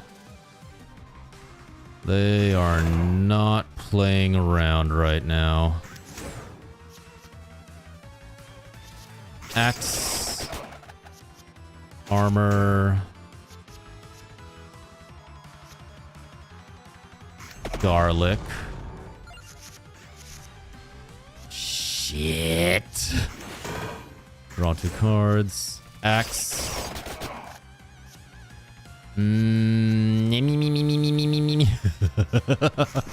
Knock back, please. Ow. Empty tome. Attract orb. Spinach. Santa water. Burn, baby. I can already see someone who likes, I was already someone who likes card games of all kind, roguelike or not, but I see card games differently than other roguelikes. I would say for me, the thing that kind of spurred me along to pick up roguelikes was definitely, what do you call it? What's that one game called? Slay the Spire, which, by the way, Slay the Spire 2 comes out on March something. It's coming out soon, and I'm really excited for that, let me tell you right now. Very, very interested in finding out what exactly Slay the Spire 2 is going to be like. It comes out like March 5th, I think. It's going to be real fun, boys and girls and those of indiscriminate gender. We're going to really get into the weeds now.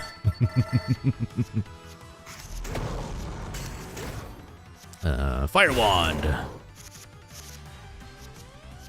You're about to watch me go into no-lifing this game. Slay the Spire is like the OG roguelike for me. Can't go wrong with it. Let's see. Spinach. Crown might as well. Crown. Bible. Fire Wand. Slay the Spire is just a card games to me, and first and foremost, but the roguelike nature is what brings me back. Yeah. I mean, no matter what. I mean, I think for me, the idea of roguelike is so fun because I like the aspect of essentially trying to break the game. I know that's not what you're trying to do, but to me, that is basically my goal whenever I'm playing a roguelike. It's just like, what can I do to change the very principles of the game and how it works? And I just really want to try and fuck around with the mechanics to make the most broken build ever. That to me is the main attraction of roguelikes.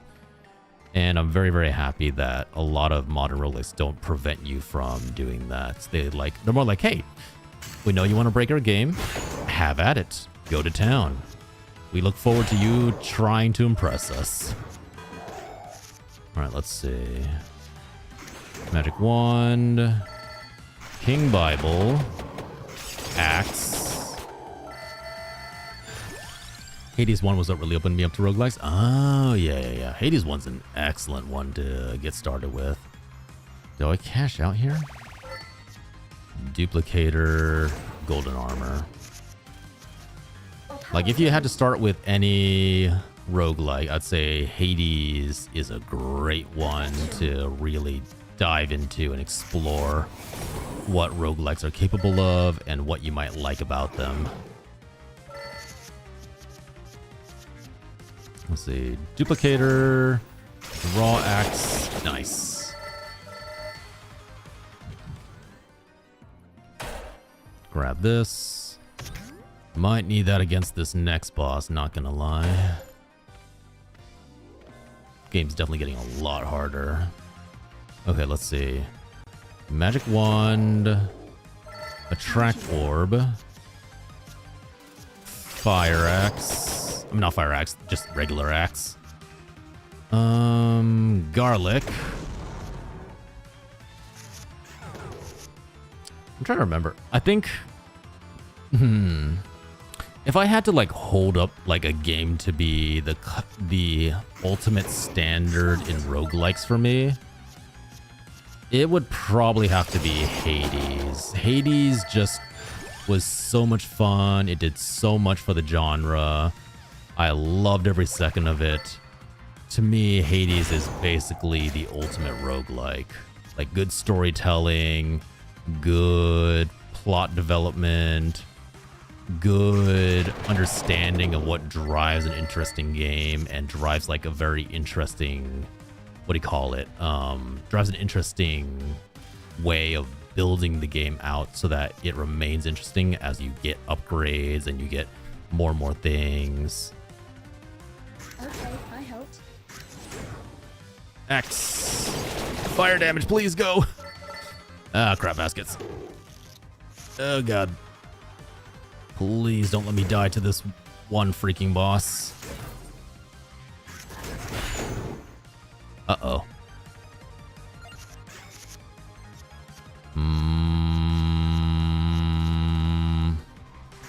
Fire Axe? Not good. Armor. Golden armor. Been looking forward to Slay the Spire 2, and I think it all came down to a coin flip for the devs.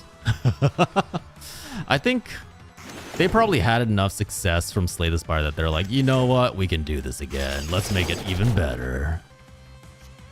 Let's see. Adds 3 armor. Let's just try and negate as much damage as we can right now. Oh, magic wand. Attract orb. Esmelda. Golden armor. Axe. Oh, thank God. I mean, it could be another, like, what is it? They could have easily gone the Larian situation where they're like, yeah, we made a really, really popular game. And now we're going to go off and make whatever we want. We're going to take the money that we made from the really, really popular game and we're going to dive into back into our roots. Because now Larian's gone back to Divinity, which is like the game that got them on the map in the first place. Which, by the way, is if you haven't played Divinity and you liked Baldur's Gate 3, you should absolutely check out Divinity. Also gives you an idea what to expect for their new game. Let's see. Alright, fine. I'm just gonna combo this. I think we need more. I need more power. Attract orb. Armor. Fire wand.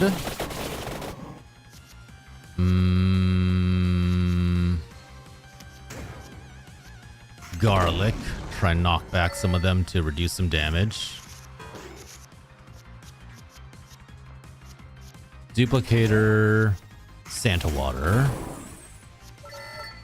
And pray. Spinach. Okay, I helped. 24 spicy damage, 424 damage total. I'll take that. Supergiant pulled it all together. They were always amazing with storytelling, so to see them take on the task of a roguelike and absolutely killing it.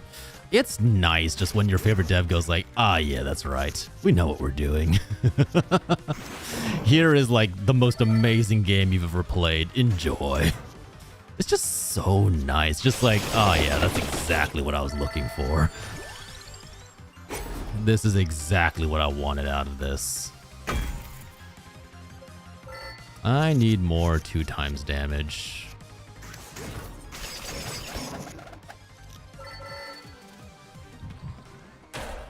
But yeah, like, it also easily could have flip-flopped. Like, there's no guarantee that Hades would have done well. A roguelike that was, like, very heavy story-based. That could very, very easily have flopped. Like, some people say that... Hold on. Do I want to stagger off of this? Let's try for it. Okay. Fire wand. Axe. And then... King Bible. But yeah, like... A lot of people say that, hey, like, you shouldn't design a roguelike to be very heavy story-based because players don't care about story. They care about big Unga Bunga numbers and killing a lot of things very, very quickly. But I'm like, hey, Supergiant made it very clear. No, no, no, no. They like everything. They like a little bit of everything, and we are here to support that. I need more mana.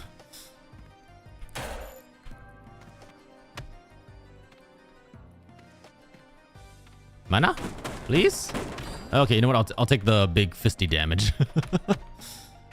Alright, let's see. I don't want to tussle with the extra monsters yet. They took a chance in their ability to tell a compelling story.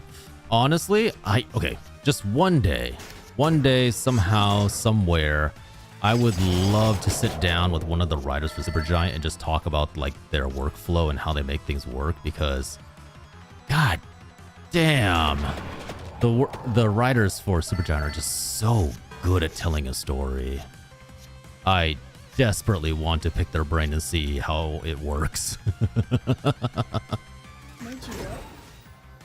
Ah, crap, that's gonna fuck that up. It is done. Okay, let's see. Spinach. 2 times axe damage. Nice. I feel like we're using the axe more often. And that's always going to be the case until I can get more mana somewhere. Here? Is this more mana? No, this is something else. Spend a card to get a permanent stat boost.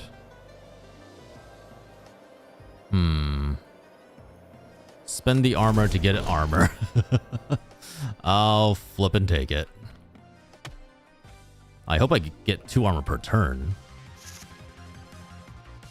Yeah, like, with anything else, it could have been a huge gamble. It could have been like, oh no, we fucked up and now we're going to have to pay the price and we're going to have to shut down, which unfortunately is a very real, very serious fear in the gaming industry nowadays.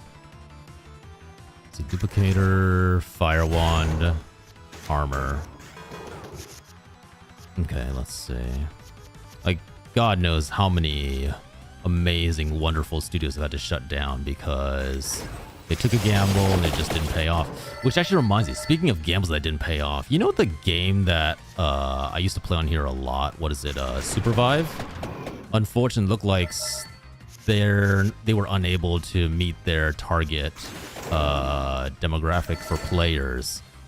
and they just announced that they've had to shut down servers. And actually, no, sorry, they announced a while ago that they'll have to shut down servers, and I think the server shutdown just went live, which is a shame because like me, Mr. Math, and a bunch of other people who played like those MOBA style games, we really enjoyed Super Vibe. It was a lot of fun, but it was also trying to compete with a lot of big major MOBA games, which is not an easy field when you have like League of Legends that's been here for God knows how long, been around,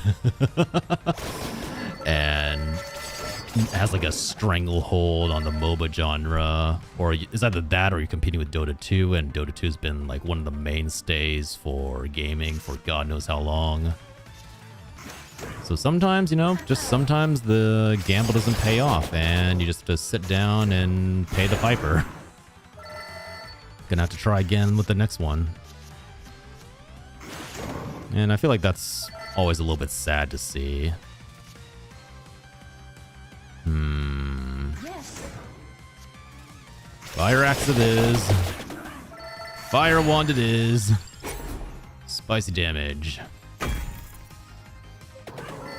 I mean, hell, oh my god, talking about gambles, Dispatch. Dispatch was a fucking gamble. Like, I know everyone's like holding it up as like this amazing game that came out and like took the gaming world by storm. But from what I was able to understand in interviews, they were like, yeah, we basically got Critical Role, like the major player in terms of storytelling and gaming and telling stories. We basically got them on board at the very last second, and it's only because Travis Willingham, who's the CEO of Critical Role, which, if you don't know who that is, he's also the voice actor for Roy Mustang from Fullmetal Alchemist. He basically said he happened to see the script over his wife's Laura's shoulder. Laura Bailey is also another major talent in the gaming industry. You hear her across like a bunch of games like Last of Us and what is it? I'm pretty sure she's in Marvel Rivals. I could be wrong about that. But he just happened to see the script from across her shoulder, which technically I think NDA-wise is a little bit murky. But he's like, that looks really good. I would love to get involved with this. And he got the company on board. And that was the major investor that basically helped Dispatch stay alive and go and create this wonderful, amazing game that we all love. But thinking back on it now, like, building a story-based choice game in a field that was like saturated with roguelikes, FPS, and like just quick and dirty games that people would throw out there, because Dispatch takes a lot of writing. Like, holy shit, Dispatch takes so much writing to get on board with and pull together. That amount of time and investment is not cheap in any sense, form of the idea. So it could have gone very, very badly. I'm just afraid that people are going to expect a certain thing from Supergiant after Hades 1 and 2, just like how a lot of people give shit to Monster Hunter Wilds. Well, to be fair, I would say a lot of people expected, after like Bastion, their very first game, people were like, oh, they're going to do like a bunch of like story-heavy, isometric adventure games. Then they released, I think next after Bastion was Transitor. They released Transitor and they're like, oh, okay, this is more like strategic, card-based style gameplay. Hey, this is their field. Then they went to Pyre, which I've never played, but I understand is like basketball. And people were like, we have no idea what Supergiant's going to come out with next. And then they came out with Hades, which, you know, stellar fucking story-based roguelike. Like, holy shit, blew everyone's minds when it first entered the gaming industry. So I'm not too worried about people expecting certain things from Supergiant. I think they will be just freaking fine.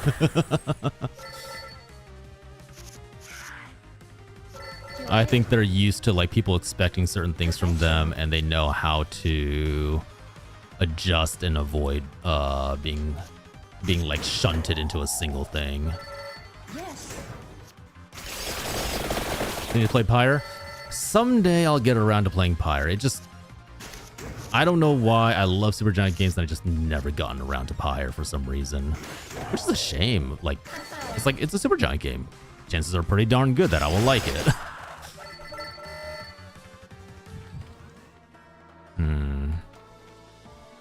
I'm not gonna lie. This game's also really good for just turning off your brain and talking. If anything, okay, look. No matter what, I will be happy if there are less Call of Duties, less freaking copy and pasted shooters, less games that don't bring anything new to the table. I'm so sick and tired of seeing games that just don't do anything. They don't go anywhere. They don't improve on anything. And I'm just sitting here going like, well, what was the point in me getting invested in this game if you're not going to do anything? If you're just going to sit there and be like, oh yeah, we have the best graphics. That's nice. I don't give a shit about the graphics. What I care about is if you're fun to play. And if you're not fun to play, why do I give a shit? Let's see, hit twice as hard. Santa Water hitting twice as hard would actually be really nice.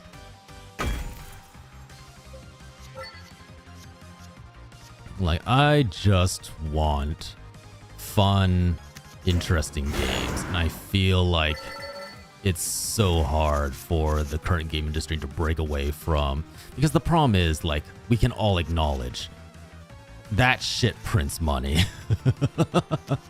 I have no problems admitting that, like, as much as I despise, as much as I hate Call of Duty games, they are definitely making a lot of money just because people will be like, oh, this is comforting, this is familiar. I'm used to playing the same old FPS or the same old sports game, looking at you, FIFA, and always sticking to that, never changing, always going for that one game. And on one hand, I guess there's nothing technically wrong with that, but it also just feels like such a shame where it could be something more. You could go out and play games like Outer Wilds, like holy shit. Honestly, if you had told me maybe like 2-3 years ago that I would have liked Outer Wilds, the game where you got into a spaceship, you blasted off into space and began exploring, I would have called you damn crazy, because back then that was 100% not the kind of game that I liked.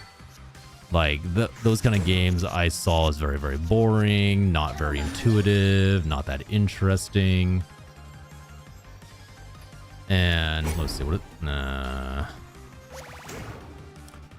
and now I'd be like, you know, not gonna lie, I see why people recommended this game to me and why everyone considers it so much fun. Like, I definitely, probably as a gamer a couple years ago, would not have been as into atmospheric storytelling as I am now. I would actually be very willing to bet that atmospheric storytelling would have been very boring to me. Made you look. Axe. Empty Tome. King Bible. Garlic. Oh, the same old Pokemon game? It feels bad for me to slander Pokemon because I know my wife is a big fan of them. But I also don't feel as bad about it when, like, the last game, like I keep saying, like, it was literally, she literally said, like, I am not enjoying this game.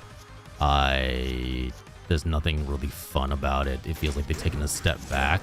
You know how wild that is for her to say? Or just go like, yeah, I'm not sure about this Pokemon game. That, to me, is crazy. Crawler types are randomized. So, what is it now? 20% more damage. Attract Orb. I don't know how much health that thing has, so I'm going to take a gamble and pray that that's enough. It's not enough. Okay, good, great, lovely, perfect, amazing, wonderful, lovely, great, great, great, great, great, great, great. Armor. Santa water. Ooh. Oh, man. I really want some more mana. I desperately need more mana. 2 times on Santa water. Let's get crazy with it. Oh, shit. All right, nope. We win. We beat the demo. Let's fucking go. Let's go. I never thought I'd be happy to see death, but you know, there you go. Each level. Oh my god, yeah, there's so much more they're unlocking. Yeah, 100%. You know, I would definitely wishlist this. If it's... Okay, I will wishlist this if it is presented in the same way that Vampire Survivors is, where it's all extremely affordable. I think Vampire Survivors is still like under $5 or something insane. And you can play it. It's got lots of free content. So definitely, I'll definitely like add this to my wish list. But for now, let's switch over to the other game I had in mind, which is How Many Dudes? And I don't know much about this game. I don't know much about this game at all. All I know is Mr. Matt sent this to me and was like, yeah, I think chat and I think you would like this. And on one hand, I'm a little worried about what that says about me. They've dumbed the games down even more than they used to be, and that's just not fun. I think the problem is Pokemon is still trying to appeal. This might be a bit of a hot take, but who knows? I personally think Pokemon is still trying to appeal to young children. In Nintendo and Pokemon's minds... Hold on, let me take some water. Shit, my underwear's wet now. In Pokemon and Nintendo's minds, they are still making games for little children. In their minds, their audience has not grown at all. They're still 10-year-olds smashing away at their little handheld devices, going around and being little dum-dums. But the reality is, most of the Pokemon fans who start out with most of the Pokemon start off with like red, blue, and yellow. Was there a green? It's just red, blue, and yellow, right? Originally? I can't remember. It's been so long. Most of the people who started with the red, blue, and yellow, they're like in their 30s to 40s now. There's some 50-year-olds now who still enjoy Pokemon. And the games have not evolved to keep up with that. Yeah, you can argue that, oh, they've gotten like IV training. They've gotten like these hidden factors. No one gives a shit about those. They don't, like the majority of people who play Pokemon don't go in there and go like, oh yeah, I gotta IV train this Pokemon to its best stats. And if it's not its best stats, I'm gonna get rid of it. No. Most of them go like, hey, I wanna go on an adventure. I wanna capture rare and exotic Pokemon. And I want it to be fun. I want to be presented with something new. Something that wows me and makes me go, holy shit. Like the very first time we saw Mega Evolution, boom, brain exploded. People are like, you can go past the 3rd stage evolution? That's an option? Hell, even just like, do you remember when the first Pokemon movie released, Pokemon, was it Mewtwo's Revenge? Literally in the first battle of the game, when Ash is battling a random trainer, the trainer pulls out Pokemon that we've never seen before. They pull out I think it's like a dolphin, that like gray colored spinning elephant. And we all sat there going like, wait, whoa, hold on, what is that Pokemon? I remember that entire audience, all the kids were like, hey, wait, what is that? And immediately after the movie, we all ran home.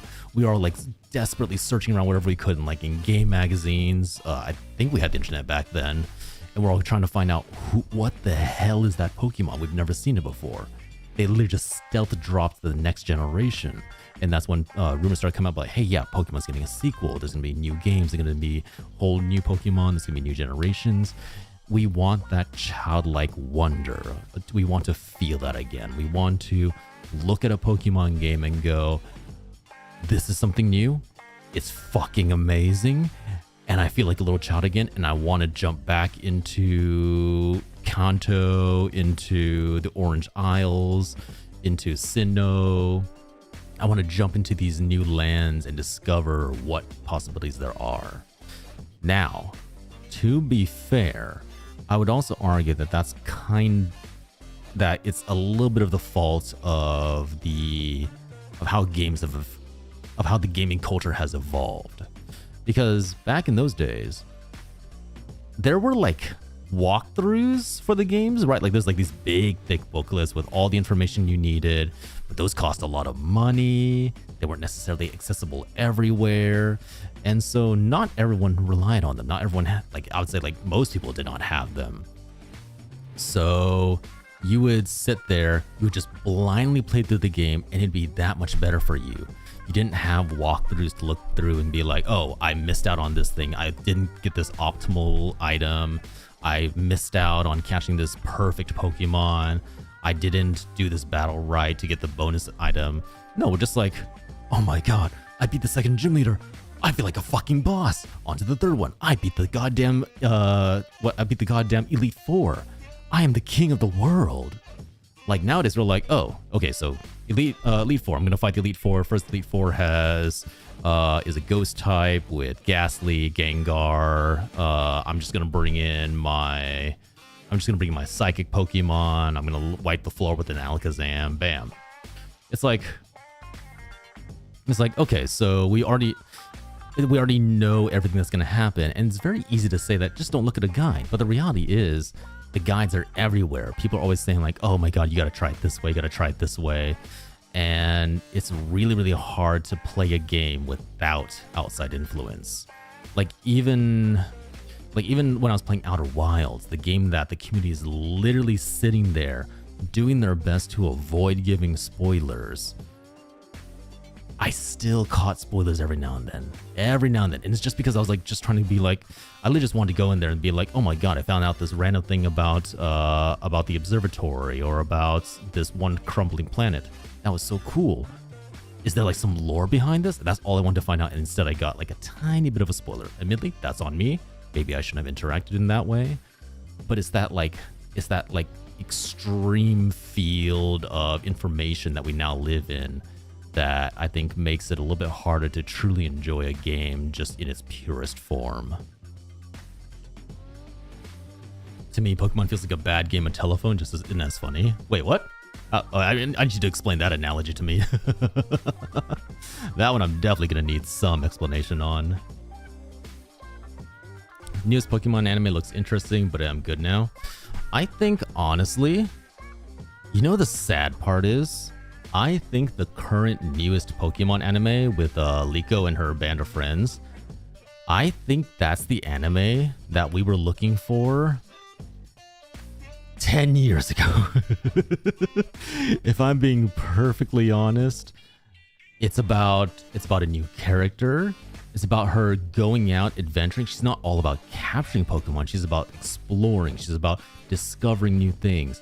It's not like Ash going like, oh yeah, I'm gonna be the Pokemon master. Oh no, Pikachu got reset back to level 1 for some random story bizarre reason, despite being able to take on literal gods in the last season. No. Pikachu can barely handle Squirtle now. And for some reason, as Ash, I don't understand Pokemon typings. I don't understand Pokemon natures. I don't understand how to take care of Pokemon. My idea of everything is just talk it out and solve it through words and friendship. No, like Liko actually, like, you see her applying creative problem solving.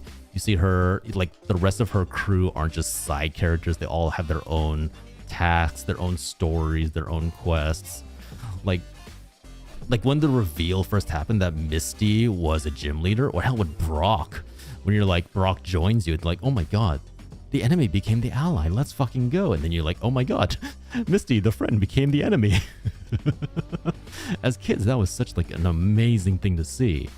And I feel like the newest anime actually would have been really popular if we weren't so fucking tired of Pokemon and Ash being the main character and learning nothing and not developing. Like, Liko actually understands typing.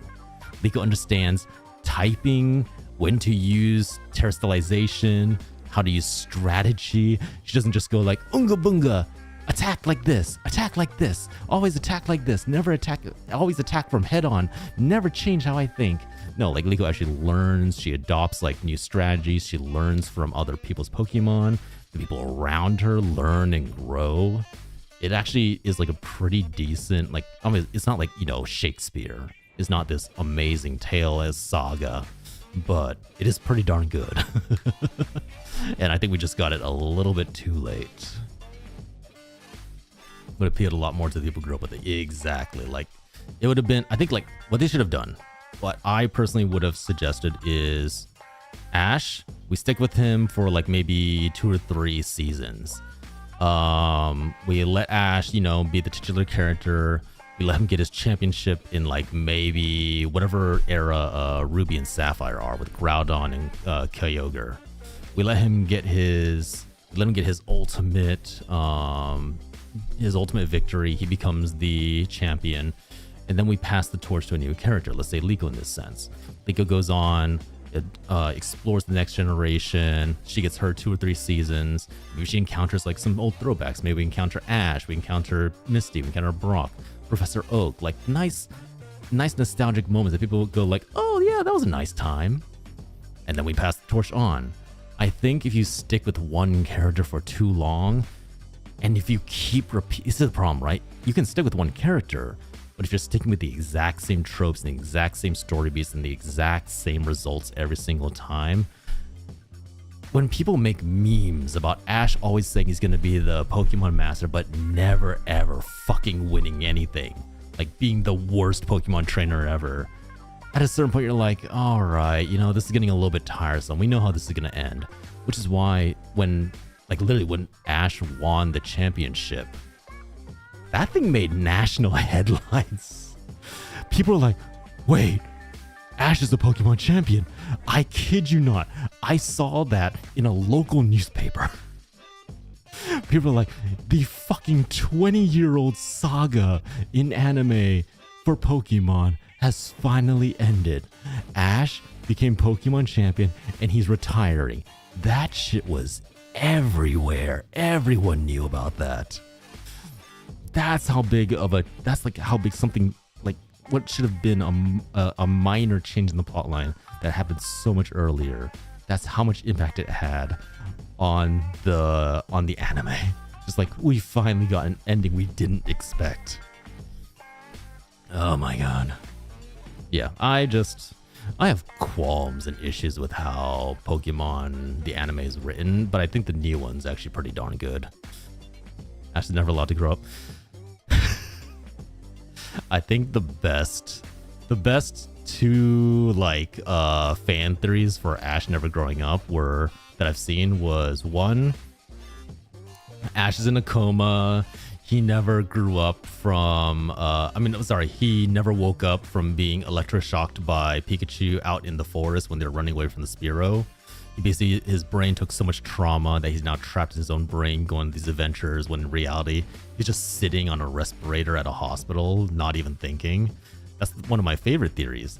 The second favorite theory is that the Ho-Oh that he saw way early on, like at the very first episode, which again, they teased Ho-Oh in the first episode of Pokemon. A Pokemon that they would not announce for another, 3-4 years? Like, holy shit.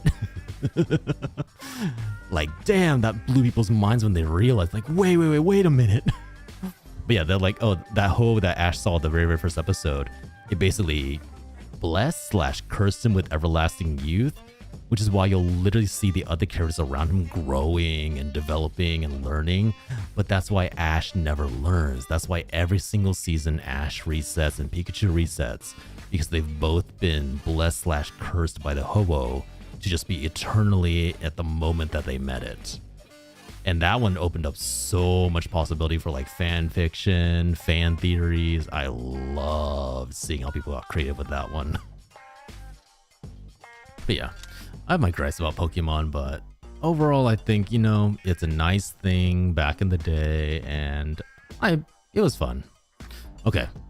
One regular dude versus 10 toddlers. Sure. Do I do it? Oh, it's an auto battle. Yo, go toddlers. You can overwhelm the adult. Show them. Throw those tiny fists. Oh, I think I'm gonna like this game. Okay. Post a flyer to attract a new type of dude to the ranch. At the start of the round, the paladin dude blesses 2 random dudes. The blessing reduces damage taken by 10 and redirects 20% of the remaining damage to the paladin dude. When the ghost dude lands an attack, he has a 20% chance to equalize the HP between the healthiest dude and the most injured dude. And then heal both allies for 100%. Ooh, a healer. That actually sounds really interesting. All right, recruit the ghost dude. Why are those toddlers so strong? Have you seen babies? Babies bounce off the ground. They have a natural layer of fat and cartilage that I swear protects them from most damage. A baby fears nothing. A baby is able to take hits and bounce around like a little rubber ball, and they get back up, they smile, they laugh, maybe cry a little bit, but they're right as rain right afterwards. Babies know what they're about. Okay. Round 2, we can either fight 7 little ducks or 7 duck-sized horses. You bet your ass I'm fighting 7 duck-sized horses. I want to see that. Wait, can I upgrade this? No, it doesn't look like it. All right, fighting 7 duck-sized horses. Go, go, beat them horses up. Yeah, yeah, send them back to the glue factory. Uh-oh, uh-oh, oh no. Oh no. Go! Go, go, ghost dude, go! Oh my god. Nice, nice, more ghost dudes. All dudes gain 10% damage. When a dude takes damage that drops his health below 30%, he gets 100% cleave for 3 seconds. That sounds fun. Hi, Zandy. New game idea, baby basketball. Yes! Imagine a game. You're dribbling the basketball. The baby's like, as you're dribbling it along, you shoot, you score. And then just before the ball falls into the net, it spreads its arms out. It catches itself on the side of the basket rim. It's like, no, don't wanna. You have to like give the child like, okay, I promise you, I'll give you toys. I'll give you whatever you want. Just lower your arms. It's like, eat these snacks. You're like, fine, just go.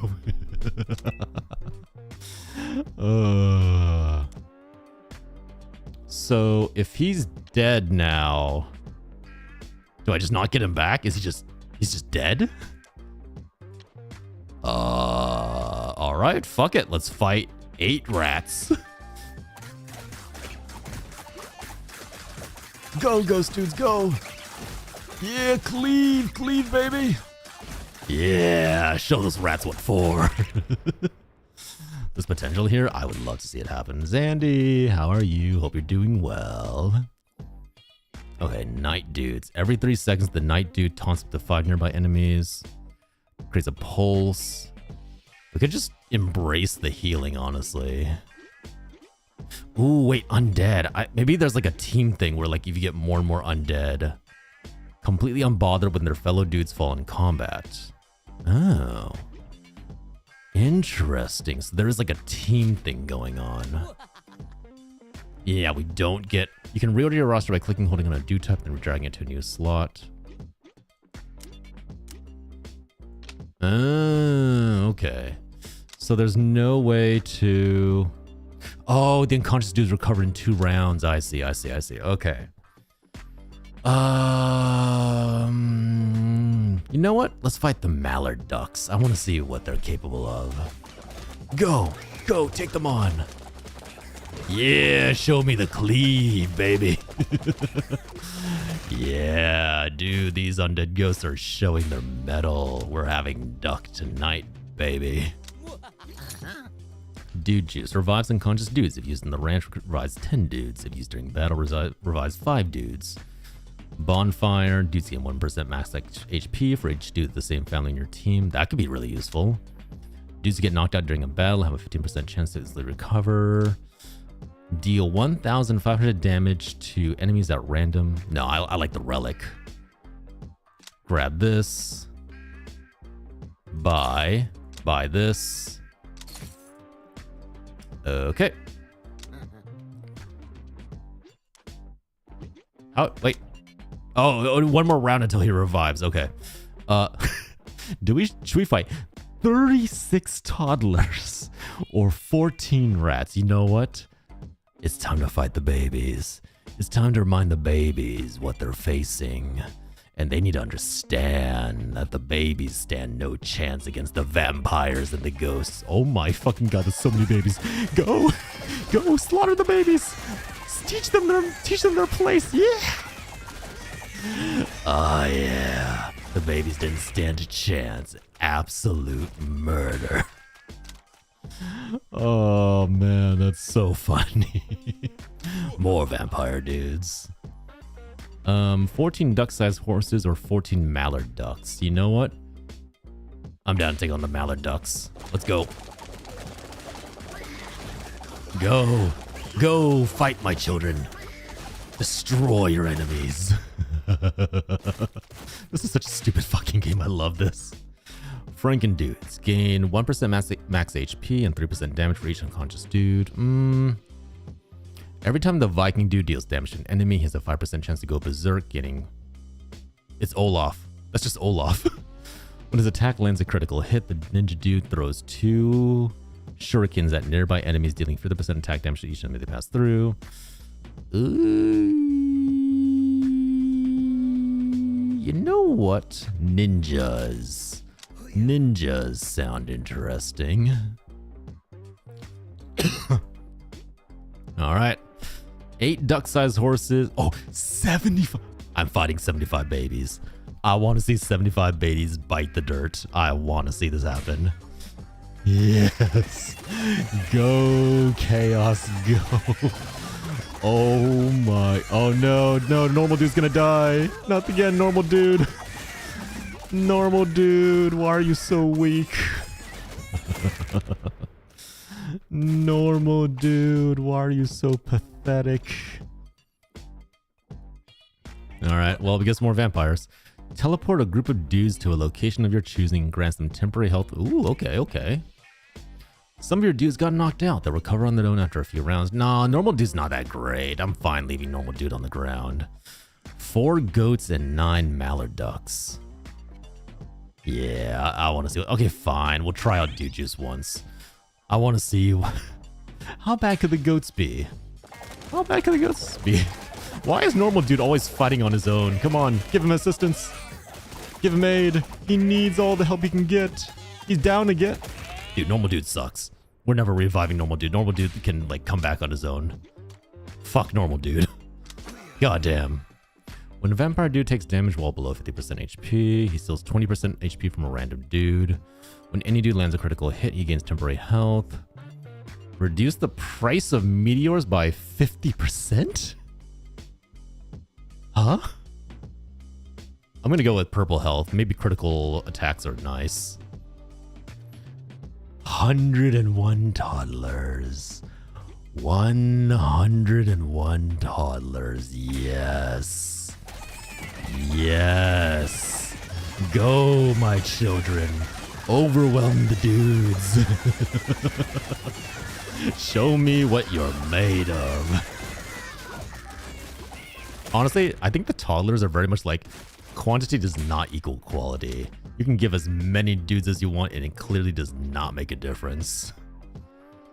Okay, we already have some warriors, so let's grab a Viking. Okay, let's see.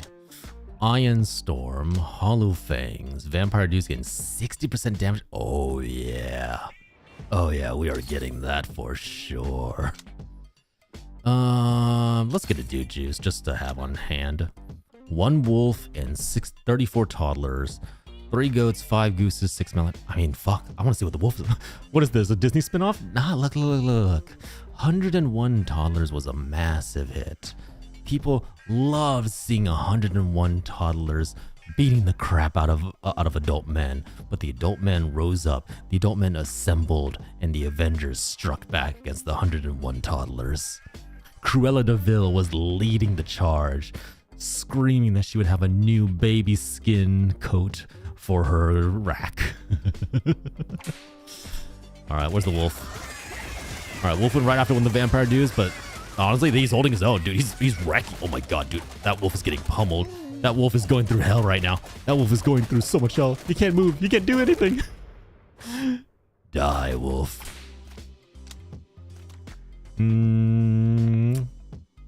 Let's grab another Viking. Free dude? Sweet. He's probably going to be completely useless, but you know, we don't say no to free dudes. 90 toddlers. That wolf got curb stomped. I mean, to be fair, he actually took down one of the ninjas, so he was doing his job, but it just wasn't enough. All right. It's not geese, but they are ducks. So maybe... Oh my god, dude, the regular dudes are just getting stomped. They're completely useless. His health disappeared so fast. Nice, nice, nice. See, we're fine as long as it's not the... what is it? As long as we're not dealing with the geese. If it's geese, that we're in trouble. When a ninja dude lands an attack, he has a 20% chance to instantly deliver a follow-up attack. Oh, that sounds interesting. Okay. You got some crap. Rerolls the relics found in a relic stash, rerolls flyers, then restocks the inventory of the merchant dude. Nice, nice, nice, nice, nice. Okay. 73 little ducks. Oh, I gotta try that. 73. What are little ducks? Oh no. Go, little ducks, go. You can take at least one down. You can take down at least one regular dude. Oh wait, actually, oh shit, they're taking down the warriors. Warriors are going down. One warrior actually went down. The normal dude survived. Holy shit, it's an upset. More ninjas. Ninjas for days. A cougar. 25% of damage dealt ignores temporary health. Oh, that is a little scary, I'm not gonna lie. I think we're gonna need to bring the Viking back for this. Alright. Guys, you ready to go cougar hunting? You ready to look for sexy cougars in your area? 25 little ducks, you know, just to pad the numbers a little bit. Go! Oh no, ninja! Ninja! Don't fall, ninja! Your brothers are coming! Your brothers are coming! Oh no, the ninjas! The ninjas! Oh god, they're falling like lumber. The cougar took them down. Oh my god. Cougar was actually doing work. When an enemy is defeated, there's a 3% chance a skeleton dude will appear from the underworld. This can only occur once per second. That sounds fun. Yeah, sure. Damn, dude, I lost a lot. 2 Vikings, 2 ninjas. Let's bring back... Oh, it brings back all of them. Oh, I gotta be more careful with that then. I'm just gonna keep... Like, the second option always pays off a lot more, so... I am looking for a sugar mama. Dude, aren't we all? Let's be real here. Everybody in chat, we can all acknowledge we are looking for our own sugar mamas. We want a... Well, okay, to be fair, for those of you who are gay, I can't help you there. Or those of you who are straight women, I can't help you there. But having a woman who's older, who just goes to you and says, hey, what do you want to do today? Whatever you want to do, I'll pay for it. Don't worry about it. It's all on me. I've got you. My wallet is your wallet. Whatever you desire, if you want the latest laptop, if you want the latest gaming computer, if you want the latest AAA game, it's all yours. What if you want to buy the entire Steam library? Yeah, go for it, go for it. I actually wonder, how much would it cost to buy the entire Steam library? Like every game currently available on Steam. Oh my god, dude, the skeletons are popping, let's go. Every game on Steam, imagine. Let's go go-karting. Go-karting is so much fun. If you've never been go-karting, you absolutely should give it a shot. It's so much fun. Memento Mori. All dudes receive 10% increased healing from all sources. Mobius Strip. Consumables used during battle have a 30% chance to not be consumed. That could be pretty useful, not gonna lie. Buy that. Honestly, maybe buy both the Memento Mori and that pocket dice. Might as well, yeah. Okay, it's time to fight the cougar again and the little ducks. Bottled lightning. I don't think it's necessary to use that here, but let's see. Ugh, the ninjas. Stay alive, ninjas. Oh my, dude, we wiped the... Oh no, one of the warriors went down. Oh no, two of the normal dudes. I actually really love go-karting. It's really, really fun. I feel like with go-karting, you don't want to go with a bunch of people. Go-karting is so much more fun when it's just you and like maybe 2 or other people on the track and you're all just racing. Because the more people there are clogging up the lane, the slower you have to go because you don't want to crash into them. It's just so much more fun just be like, yeah, deja vu.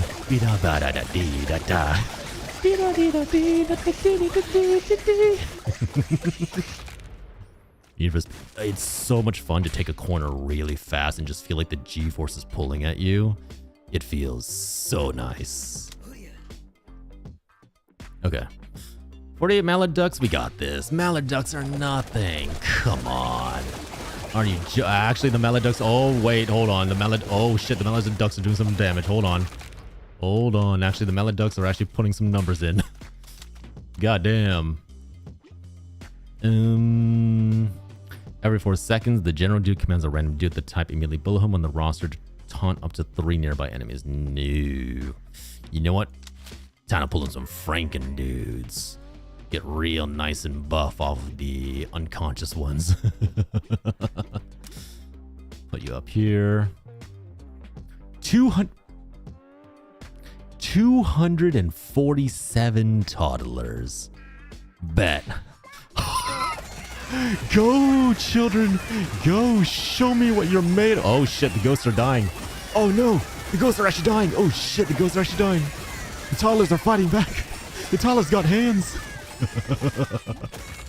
Holy shit, the toddlers have hands. God damn. Oh my god. Need for Speed, have you seen the game where you can multi-track drift like Initial D? Wait, what? No. I'm not very caught up on racing games. Is it good? Does it look good? Okay.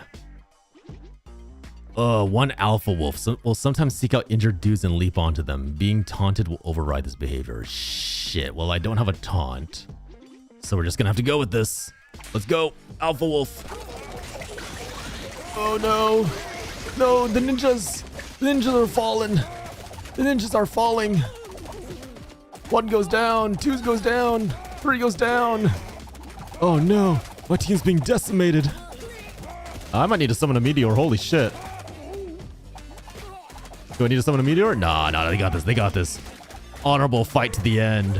Actually, hold on. Actually, hold on. Hold on. Summoning a meteor. Oh, I didn't have a choice, dude. They were getting destroyed.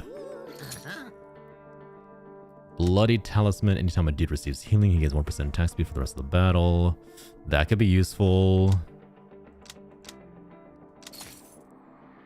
Man. We got riggedy wrecked. Okay, you know what? We have a dude juice. It's time to Oh, it doesn't bring everybody back. Okay, most of them are back. That's what's important. Alrighty. 1 horse-sized duck can emit a powerful quack, creating a traveling shockwave that throws dudes in its path. All enemies gain 25% piercing, allowing a portion of their attack damage to pass through temporary health. Interesting. 75 duck-sized horses. Let's do this. Alright, immediately... teleport these guys here, get them to help out there. Oh, man. Call down the meteor! Bam! Go to town, go to town, go to town. Lightning shock. Come on, come on, take down the duck, take down the duck. Fuck it. Everyone dies. All right, go, go, go, go, go. Heal, heal, go, go, go. Bring down the duck. The duck shall not be the duck shall not be suffered to live. Yeah. Nice. Honestly, the vampire dudes are doing work. I feel like I should keep using the vampire dudes.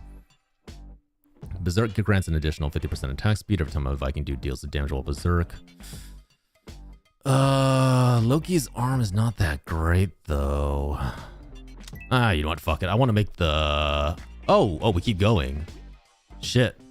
All right. I kind of blew everything I had, but let's see. We're gonna have to pray that these guys don't go down too fast. Okay, one of the Frankensteins are down. Not great, not great. My healers are down. Oh, it's all going south. It's all going south. It's all going south. No! My courageous vampires. Oh, all right. Lots of unlockables. Lots of unlockables. The daily dude. Every day a new team of dudes emerges from the dudiverse looking for a fight. Honestly, this game's very fun. I can see this game being a very good like time waster. Yeah, Moo, feel free to post whatever game you're talking about in the general Discord and I'll take a look at it. Yeah, like, I don't know. I like racing games. It's really hard for me to get really into them. I just like the feeling of going fast and doing random shit. It's just fun. All right, let's see. 7 duck-sized horses. Is the regular dude and the medic dude going to be enough to take this thing on? Let's give it a shot. Go! It might not be. Oh, it's going to be kind of sketchy. Now we're good. But, racing games, my main interest is mostly just in, like, I cast Fireball.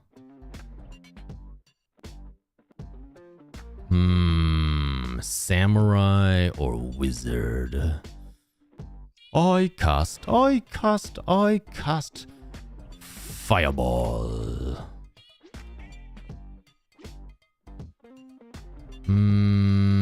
Fireball. Your dudes gain 2% attack speed for every undead on your team. No. I think the only one I can choose really is Purple Heart, but I want to discover the rest. Okay, you know what? We'll get undead on our team later. Let's go fight some rats. Oh no, regular dude's getting killed. No, regular dude, you're so useless and pathetic. Why are you like this, regular dude? More mages against the mallard ducks. What is it? So yeah, racing games, I'm kind of like, they're fun, but I definitely, oh my god, I'm getting destroyed. For me, the main appeal of racing games has always been just trying to see how far I can push the time, like how fast I can get, how much I can push it, and where can I really stretch the, I guess basically just trying to shave off like pure milliseconds. Racing other people has never been really my interest. Eh. Did someone just make me pretty? Who's making me pretty around here, huh? Hi, hero. At least that's some drifting. Oh, okay. But yeah, I mean, like, those kind of games are always fun, but I think for me, my main problem with racing games is that I don't know what to do after a certain point. I'm just like, okay, I beat all the races. What now? At least Mario Kart, I can rely on shit being chaotic enough to be crazy and weird with the power-ups. But other normal racing games, it feels kind of hard for me to really embrace it. Look pretty. Thank you. Thank you. You can take me out on a nice date, woo me, give me some food, some drinks. Wouldn't call it a racing game. Feels more like a Tony Hawk meets Jet Set Radio. I've yet to play Jet Set Radio. I've heard a lot of really good things about it, but I've just never had a chance to give it a shot. Hero, look at this. I get to beat up toddlers, murder the children, blow them up. That's right, wizards. Use your fireball. The children's main weakness is fire and explosions. Everything else they'll bounce back from. People who like constantly doing racing games are definitely the speedrunning types. I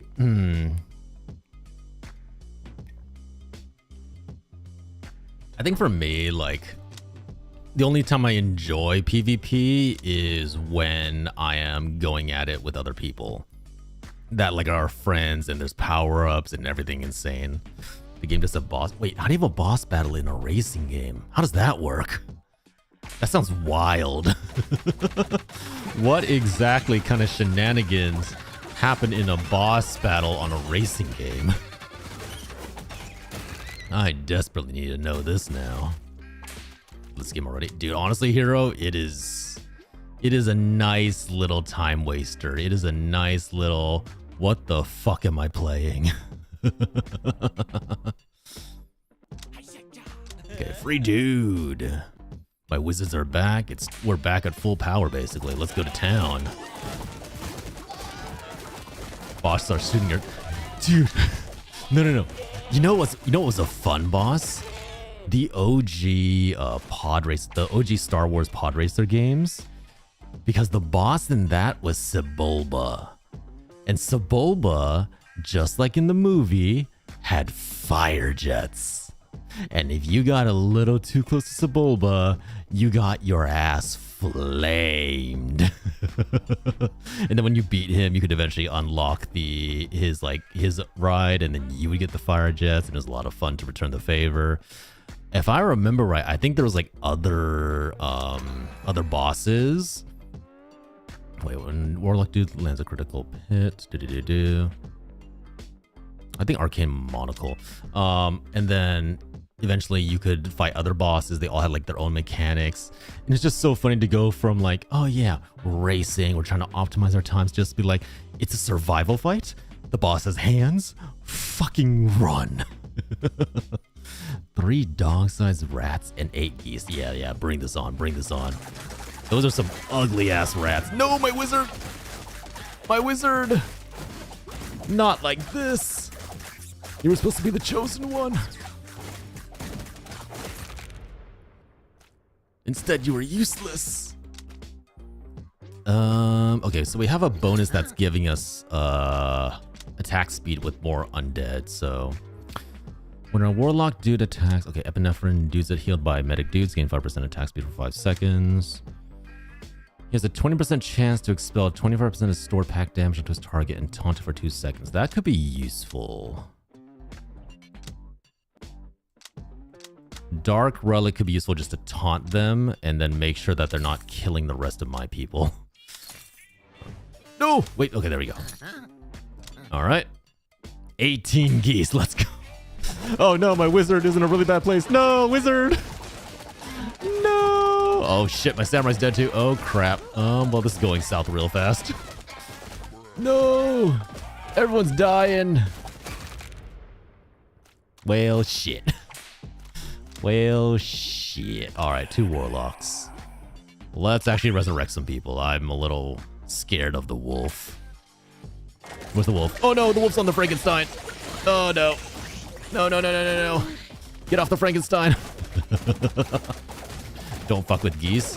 These are ducks, so to be fair, like the ducks are like the evolution level below the geese. They're not quite as powerful. They don't have quite as much punch. But the ducks, they have their own little weapon. They have the exploding penis.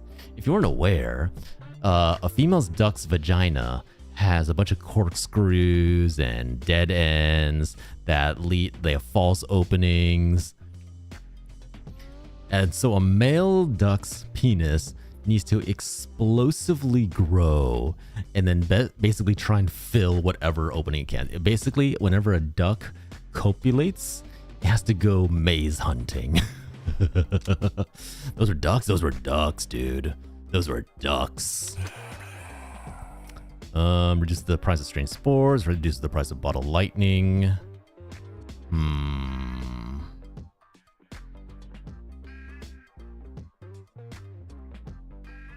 Iron Storm.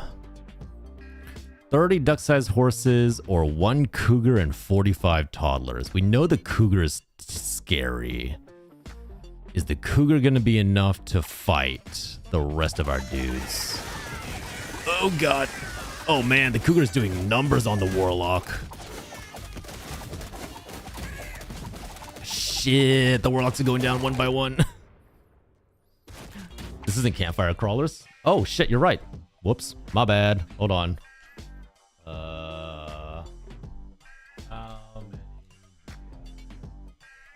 Thank you, Feather. I appreciate it. Oh, okay. We need more undead. They don't call me a Tomb Raider up for nothing. Oh, here. 3 Canada geese. All right, we're whipping out the revive. That's a Canada goose. You bet your ass we need every bit of firepower on the line. Oh my god, that's so big. That's so big. He murdered the regular dude. Oh my god. The geese are throwing hands. The geese are absolutely throwing hands. Oh my god. Dude, we are wrecked. The dude type at the top of your roster gains 30% damage. When a warlock dude takes damage while his HP is below 20%. The warlock's pack damage is spread out over 2 more seconds. More damage. The Franken dude will do more damage.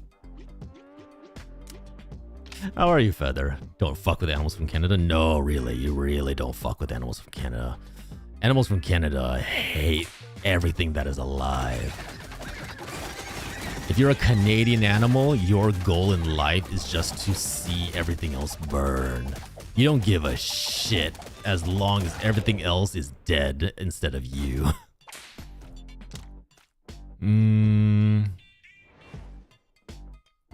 Maybe we need more medic dudes. I feel like our people are starting to die really fast. Hidden daggers. All dudes gain 40% cleave. Yes. Yes. And then we're gonna get more bonfires. Maybe a dice. Why not? 29 geese or 1 wolf and 39 toddlers. You know what? I feel like a break. Let's fight some toddlers. Let's get the toddlers on the ground. Yeah. Teach the toddlers their place. They'll learn what it's like in the real world with their hopes and dreams destroyed. Just like that. Warlock dudes are doing pretty good. Let's get one more. Let's get one more wizard dude. Okay, we've got some people coming back soon. 1 cougar and 17 rats. I think we could take a cougar on. It's just a cougar. What's the worst that can happen? Regular dude gets instantly destroyed. That's the worst that can happen. Oh no, one of my medics is down too. Oh crap. Oh no, oh no. We lost both the medics. I might have to revive after this. Both the medics are down. That's not good. Oh, I can't revive yet. Shit. All right. We're going in with no medics. I might have to use this burner phone just to make sure my team doesn't die, but... Ooh, okay, regular dudes are dead. Regular dudes are dead. 1 Frankenstein's down.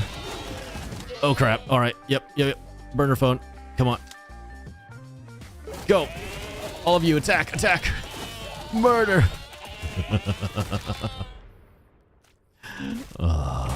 It's like vengeance in a hand.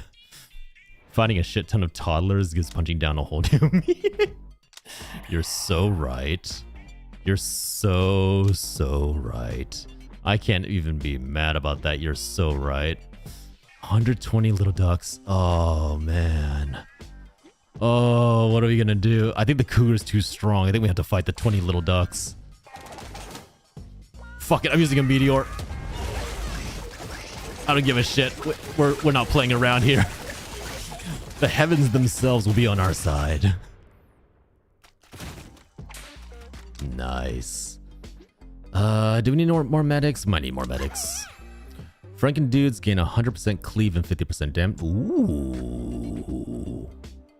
Ooh. Yes. Yes, Franken dudes. Oh no. 3 wolves and 5 Canadian geese? I'm not gonna lie. I don't know about that fight. That fight's a little scary. That fight. 5 Canadian geese. Fuck the wolves. I don't give a shit about the wolves. The Canadian geese, though. Instantly burner vote. We're not taking any chances. Grab these guys. Defend the wizard. Defend the wizard. I'm gonna lose a medic. No. Oh god. The Canadian geese. They're killing everything. Oh no. The Canadian geese. They're true menaces. Go, Frankenstein, go. You can do it. Oh, it's just a wolf. Come on. Oh no. Oh. Oh, we lost everything. It's all downhill from here. Everything's bad. Shit. Memento Mori. 258 bees? Dude, that Franken dude was fighting for his life. Oh, how am I gonna... We are basically reenacting... We're essentially reenacting, what is it? The Wickerman scene right here. 258 bees. What is a mortal man to do against that many bees? There's only one solution, and it's death. Surely there's no way we can take on that many insects.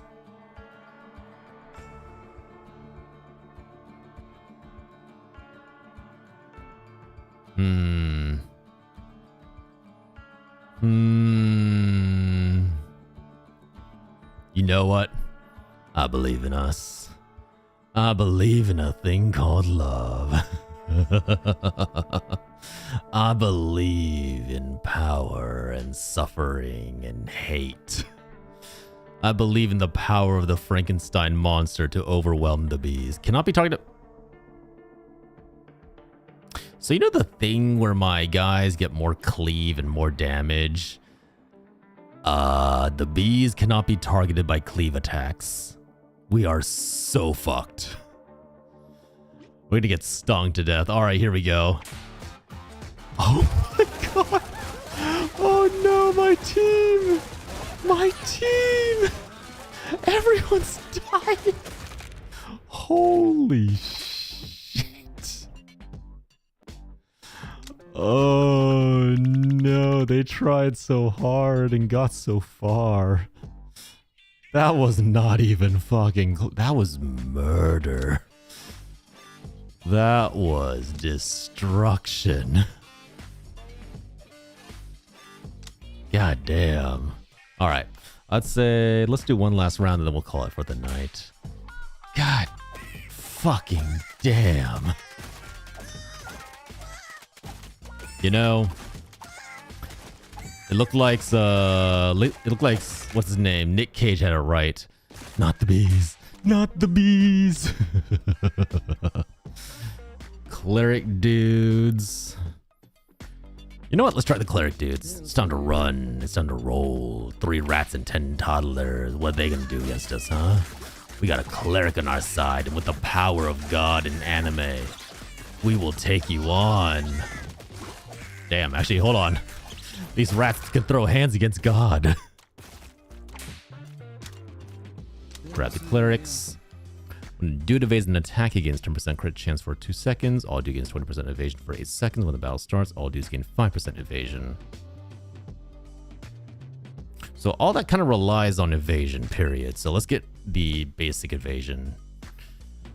I think we should fight toddlers only because I don't think our team has any attack. Like right now it's all healing. Everything is about healing. Who knew bees, like, you know, it's not the cougars, it's not the Canadian geese, it was the bees. It was the goddamn bees on your ass. Bard dudes. Paladin dudes. Spartan dudes. You know what? We already have fantasy. Let's grab some paladins. They redirect damage. That could be interesting. 20 little ducks. Go, ducks, go. Go, my ducks. You shall overcome. You shall evolve. You shall grow into geese. And when you have become the geese, then you shall murder everything. Okay, Book of Life. Paladin receives 10% more healing from all sources. In addition to holy water. Chicken nuggies on the menu tonight. Ooh. Hey, Moo, you're getting me some chicken nuggies, right? Those chicken nuggies are for me, right? You're gonna be a good listener and a good attendee to my streams, and you're gonna give me some of those damn chicken nuggies. Now, what? I don't need your chicken nuggies. I have chicken nuggies of my own with some Chick-fil-A sauce on the side. I don't need your fucking nuggies. I got my nuggies right here. Let's see. I guess we'll just keep going with more clerics, really. Like, there's not really any other choice. We just keep going. More healing, more power. Whee! Oop, Paladin, hang in there, hang in there. Nice, good job, Paladin. I need some damage. I need some damage. Fantasy.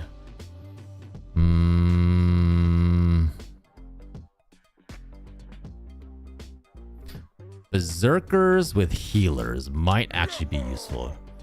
Chick-fil-A sauce? Look, I'll take Chick-fil-A sauce over like your basic ass ketchup. If we had McDonald's sweet and sour sauce, you bet your ass I'd be nomming that all night. But we don't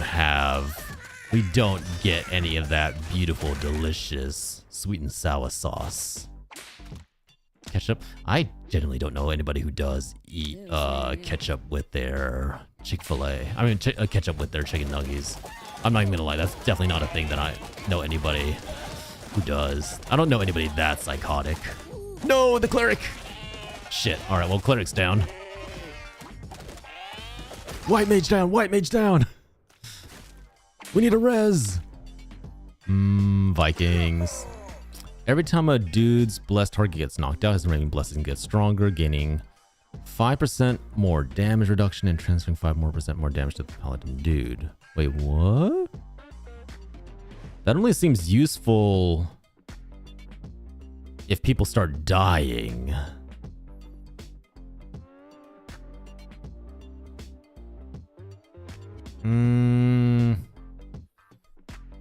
All dudes gain 5% crit chance. Speaking of sweet and sour sauce, Wendy's discontinued their sauce a while ago, and I genuinely am not sure if I've ever had Wendy's food, period. I think I had like one of their burgers, and it wasn't very good. And that's all I can remember about their food. It was not that great. I've definitely had much better.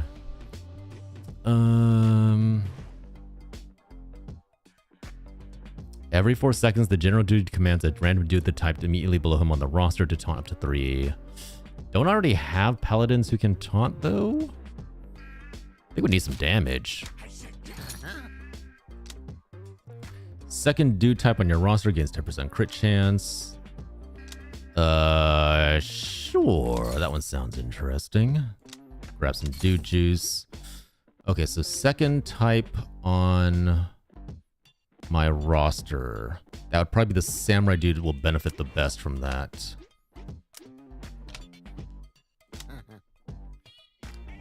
The sweet and sour sauce was the better of all sauces. Ooh, that is high praise, honestly.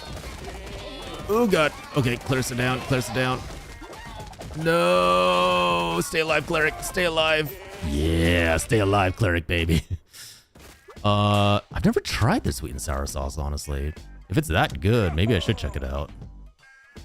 2 clerics down. But I think it's just a bunch of little ducks. We can take this on. Just a bunch of little ducks. It won't be an issue. I say as my clerics are slowly dying. No! Well, that's another cleric down. It's discontinued. Wait, why though? If they had the best sauce, why would they discontinue it? Was something wrong about the sauce? Is that what it was? Do they have like something scary about the sauce? Okay, here we go. Cleric dude's divine pulse now also deals damage to enemy equal to 50% of the cleric's dude's DPS. There we go. That's what we need.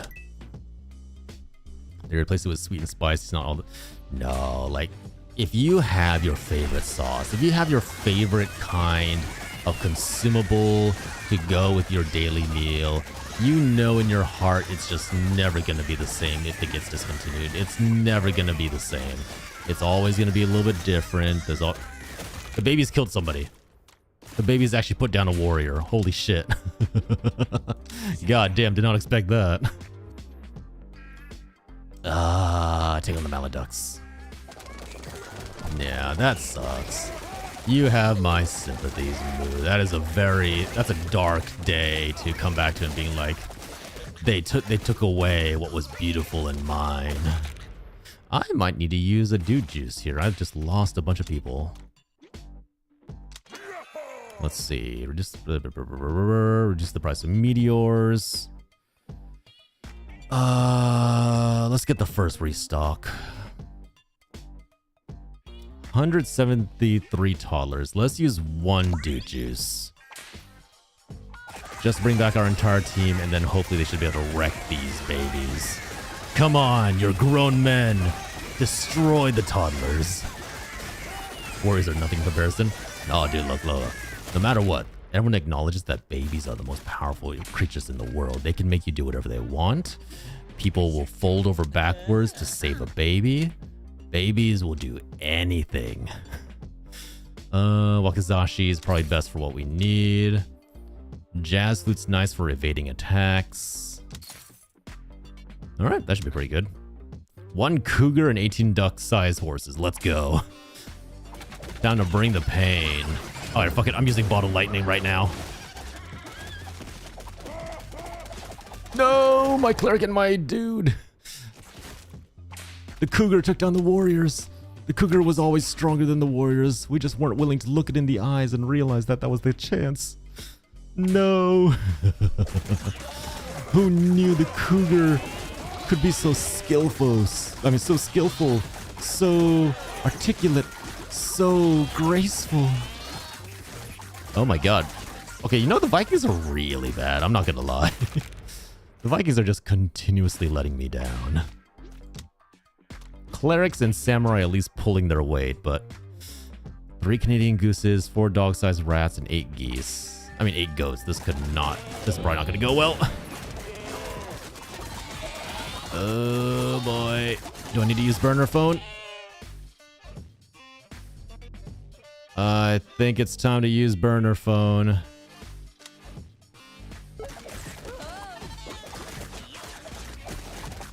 No, we lost the samurai. Well, I guess we know the age-old saying. Definitely look like samurai are stronger than the... Definitely look like samurai stronger than the Vikings.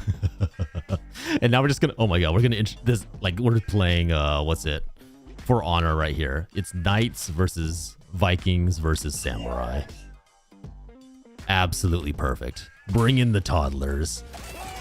These toddlers got nothing on. Oh my god, regular dude is getting destroyed. They destroyed a cleric. Oh shit. They destroyed a. Oh my god, they destroyed a paladin. Oh shit, they destroyed the knight.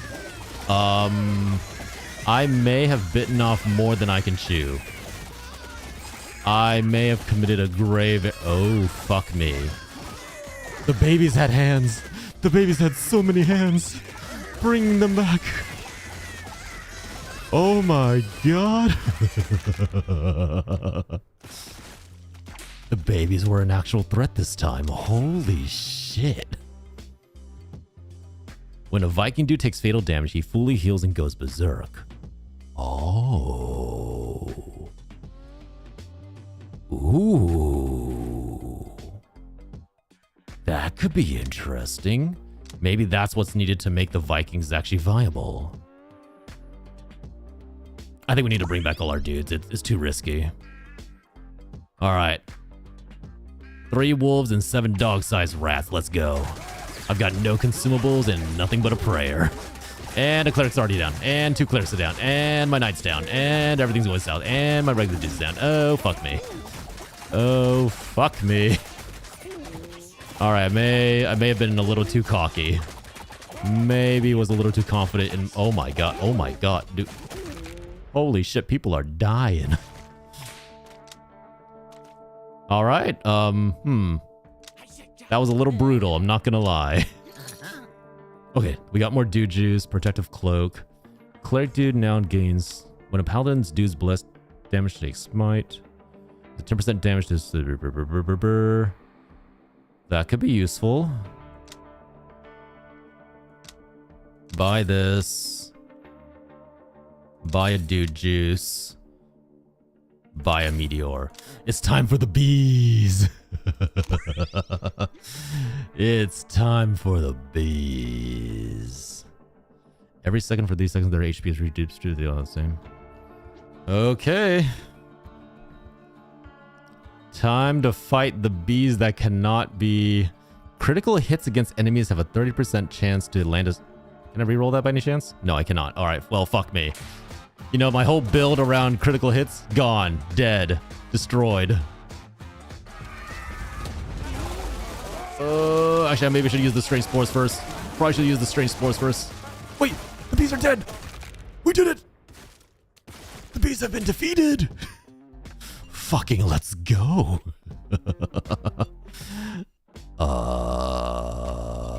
More clerics, I guess. Damn. The bees went down so fast. All I needed was a meteor, I guess. Hey, look, when you're having bee problems, just nuke them from orbit. Actually, just get rid of them. Destroy them from above and you'll be fine. 3 honey badgers. Has an 80% chance to ignore taunts. I don't know if I like that.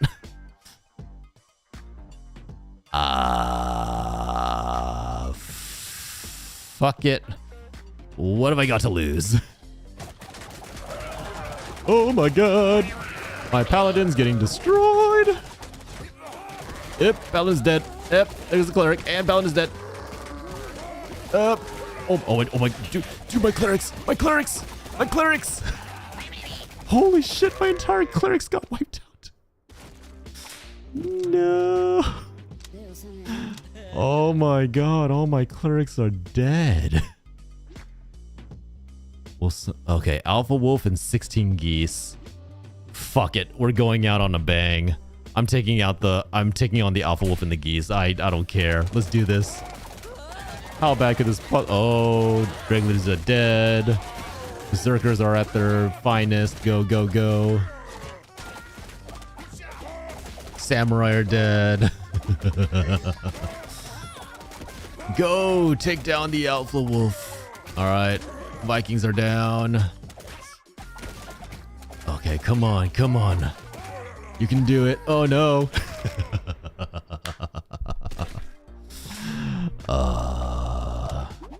Well, it was a worthy attempt. All right. I'm not gonna lie. It's a very fun little game. If you like auto battlers, if you like just most random shit happening on screen, you might enjoy this. This might be up your alley. All right. It is getting pretty late. I think I want to fight the gorilla. Wait, hold on. What happened to my... Oh, hold on. Why can I not... Okay, there we go. I want to fight the gorilla. I really, really, really want to see this goddamn gorilla here. Hold on. I want to see what this guy can do. Like, I see him tossing people left, right, and center. I want to see what he can do. But it is time to call it to an end. Those of you who've stuck around until now, I really do appreciate it. Hope you enjoyed the 2 games we showcased tonight. How many dudes and... How many dudes and vampire crawlers? Honestly, look, they're both really, really silly games. They seem right up my alley. Maybe I'll actually play them once they come out and are fully available for game. Fully available to play. But until then, I think it is time to call it a night. Oh, I think it is time. Who's Meryl?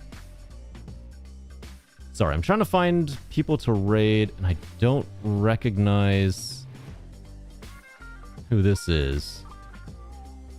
Huh, alright, cool. Someone I knew might have had a name change. I need to go hunt down who they are later, but... For right now, tell you what. Farah Loon, this is her last stream before she goes on hiatus. I say, let's go say hello to her. She's playing Resident Evil Village, so if you don't like scary games, you don't need to come along, but I do appreciate it anyways. And I will see you guys when I see you. Take care. Get some sleep. Moo, thank you for sticking around for so long. Hero, thanks for dropping on by. Feathers, hope you're getting some sleep eventually. Zandy, always good to see you. I will see you guys when I see you. Take care, everyone. Get some sleep, and... Oh, wait! Quick announcements. Next Wednesday, we are going to be playing Helldivers and Golf with Friends over in the Discord. If you want to say hello, if you want to participate in the games yourself, please feel free to drop on by. I'll be more than happy to see you. Other than that, take care, and I'll see you guys on Wednesday, hopefully for Hades. Hopefully, unless something else comes up, and then, you know, all bets are off. Helldivers and golf. Hell yeah. All right. Take care, everyone. Tell you what. Here. Hold on. Have a... With it. We love Farah. There you go. We're going to keep this nice and simple. Little custom raid message. We love Farah. Hi, Starry. Thank you for the stream streak. I still need to get that naked emote. Hi, Locke? Wait, is that Locke? That's a Starry. No, you're right. That's definitely Locke. I was wrong. You're right. I don't know how I mistook Locke for Starry. Locke, it's good to see you. Hope you're doing well. And take care, Locke. All right. If you guys don't mind copying down the raid message, post it in the channel when we drop on by. Helps us say hello as well as register you as a viewer. I will see you guys when I see you. Bye.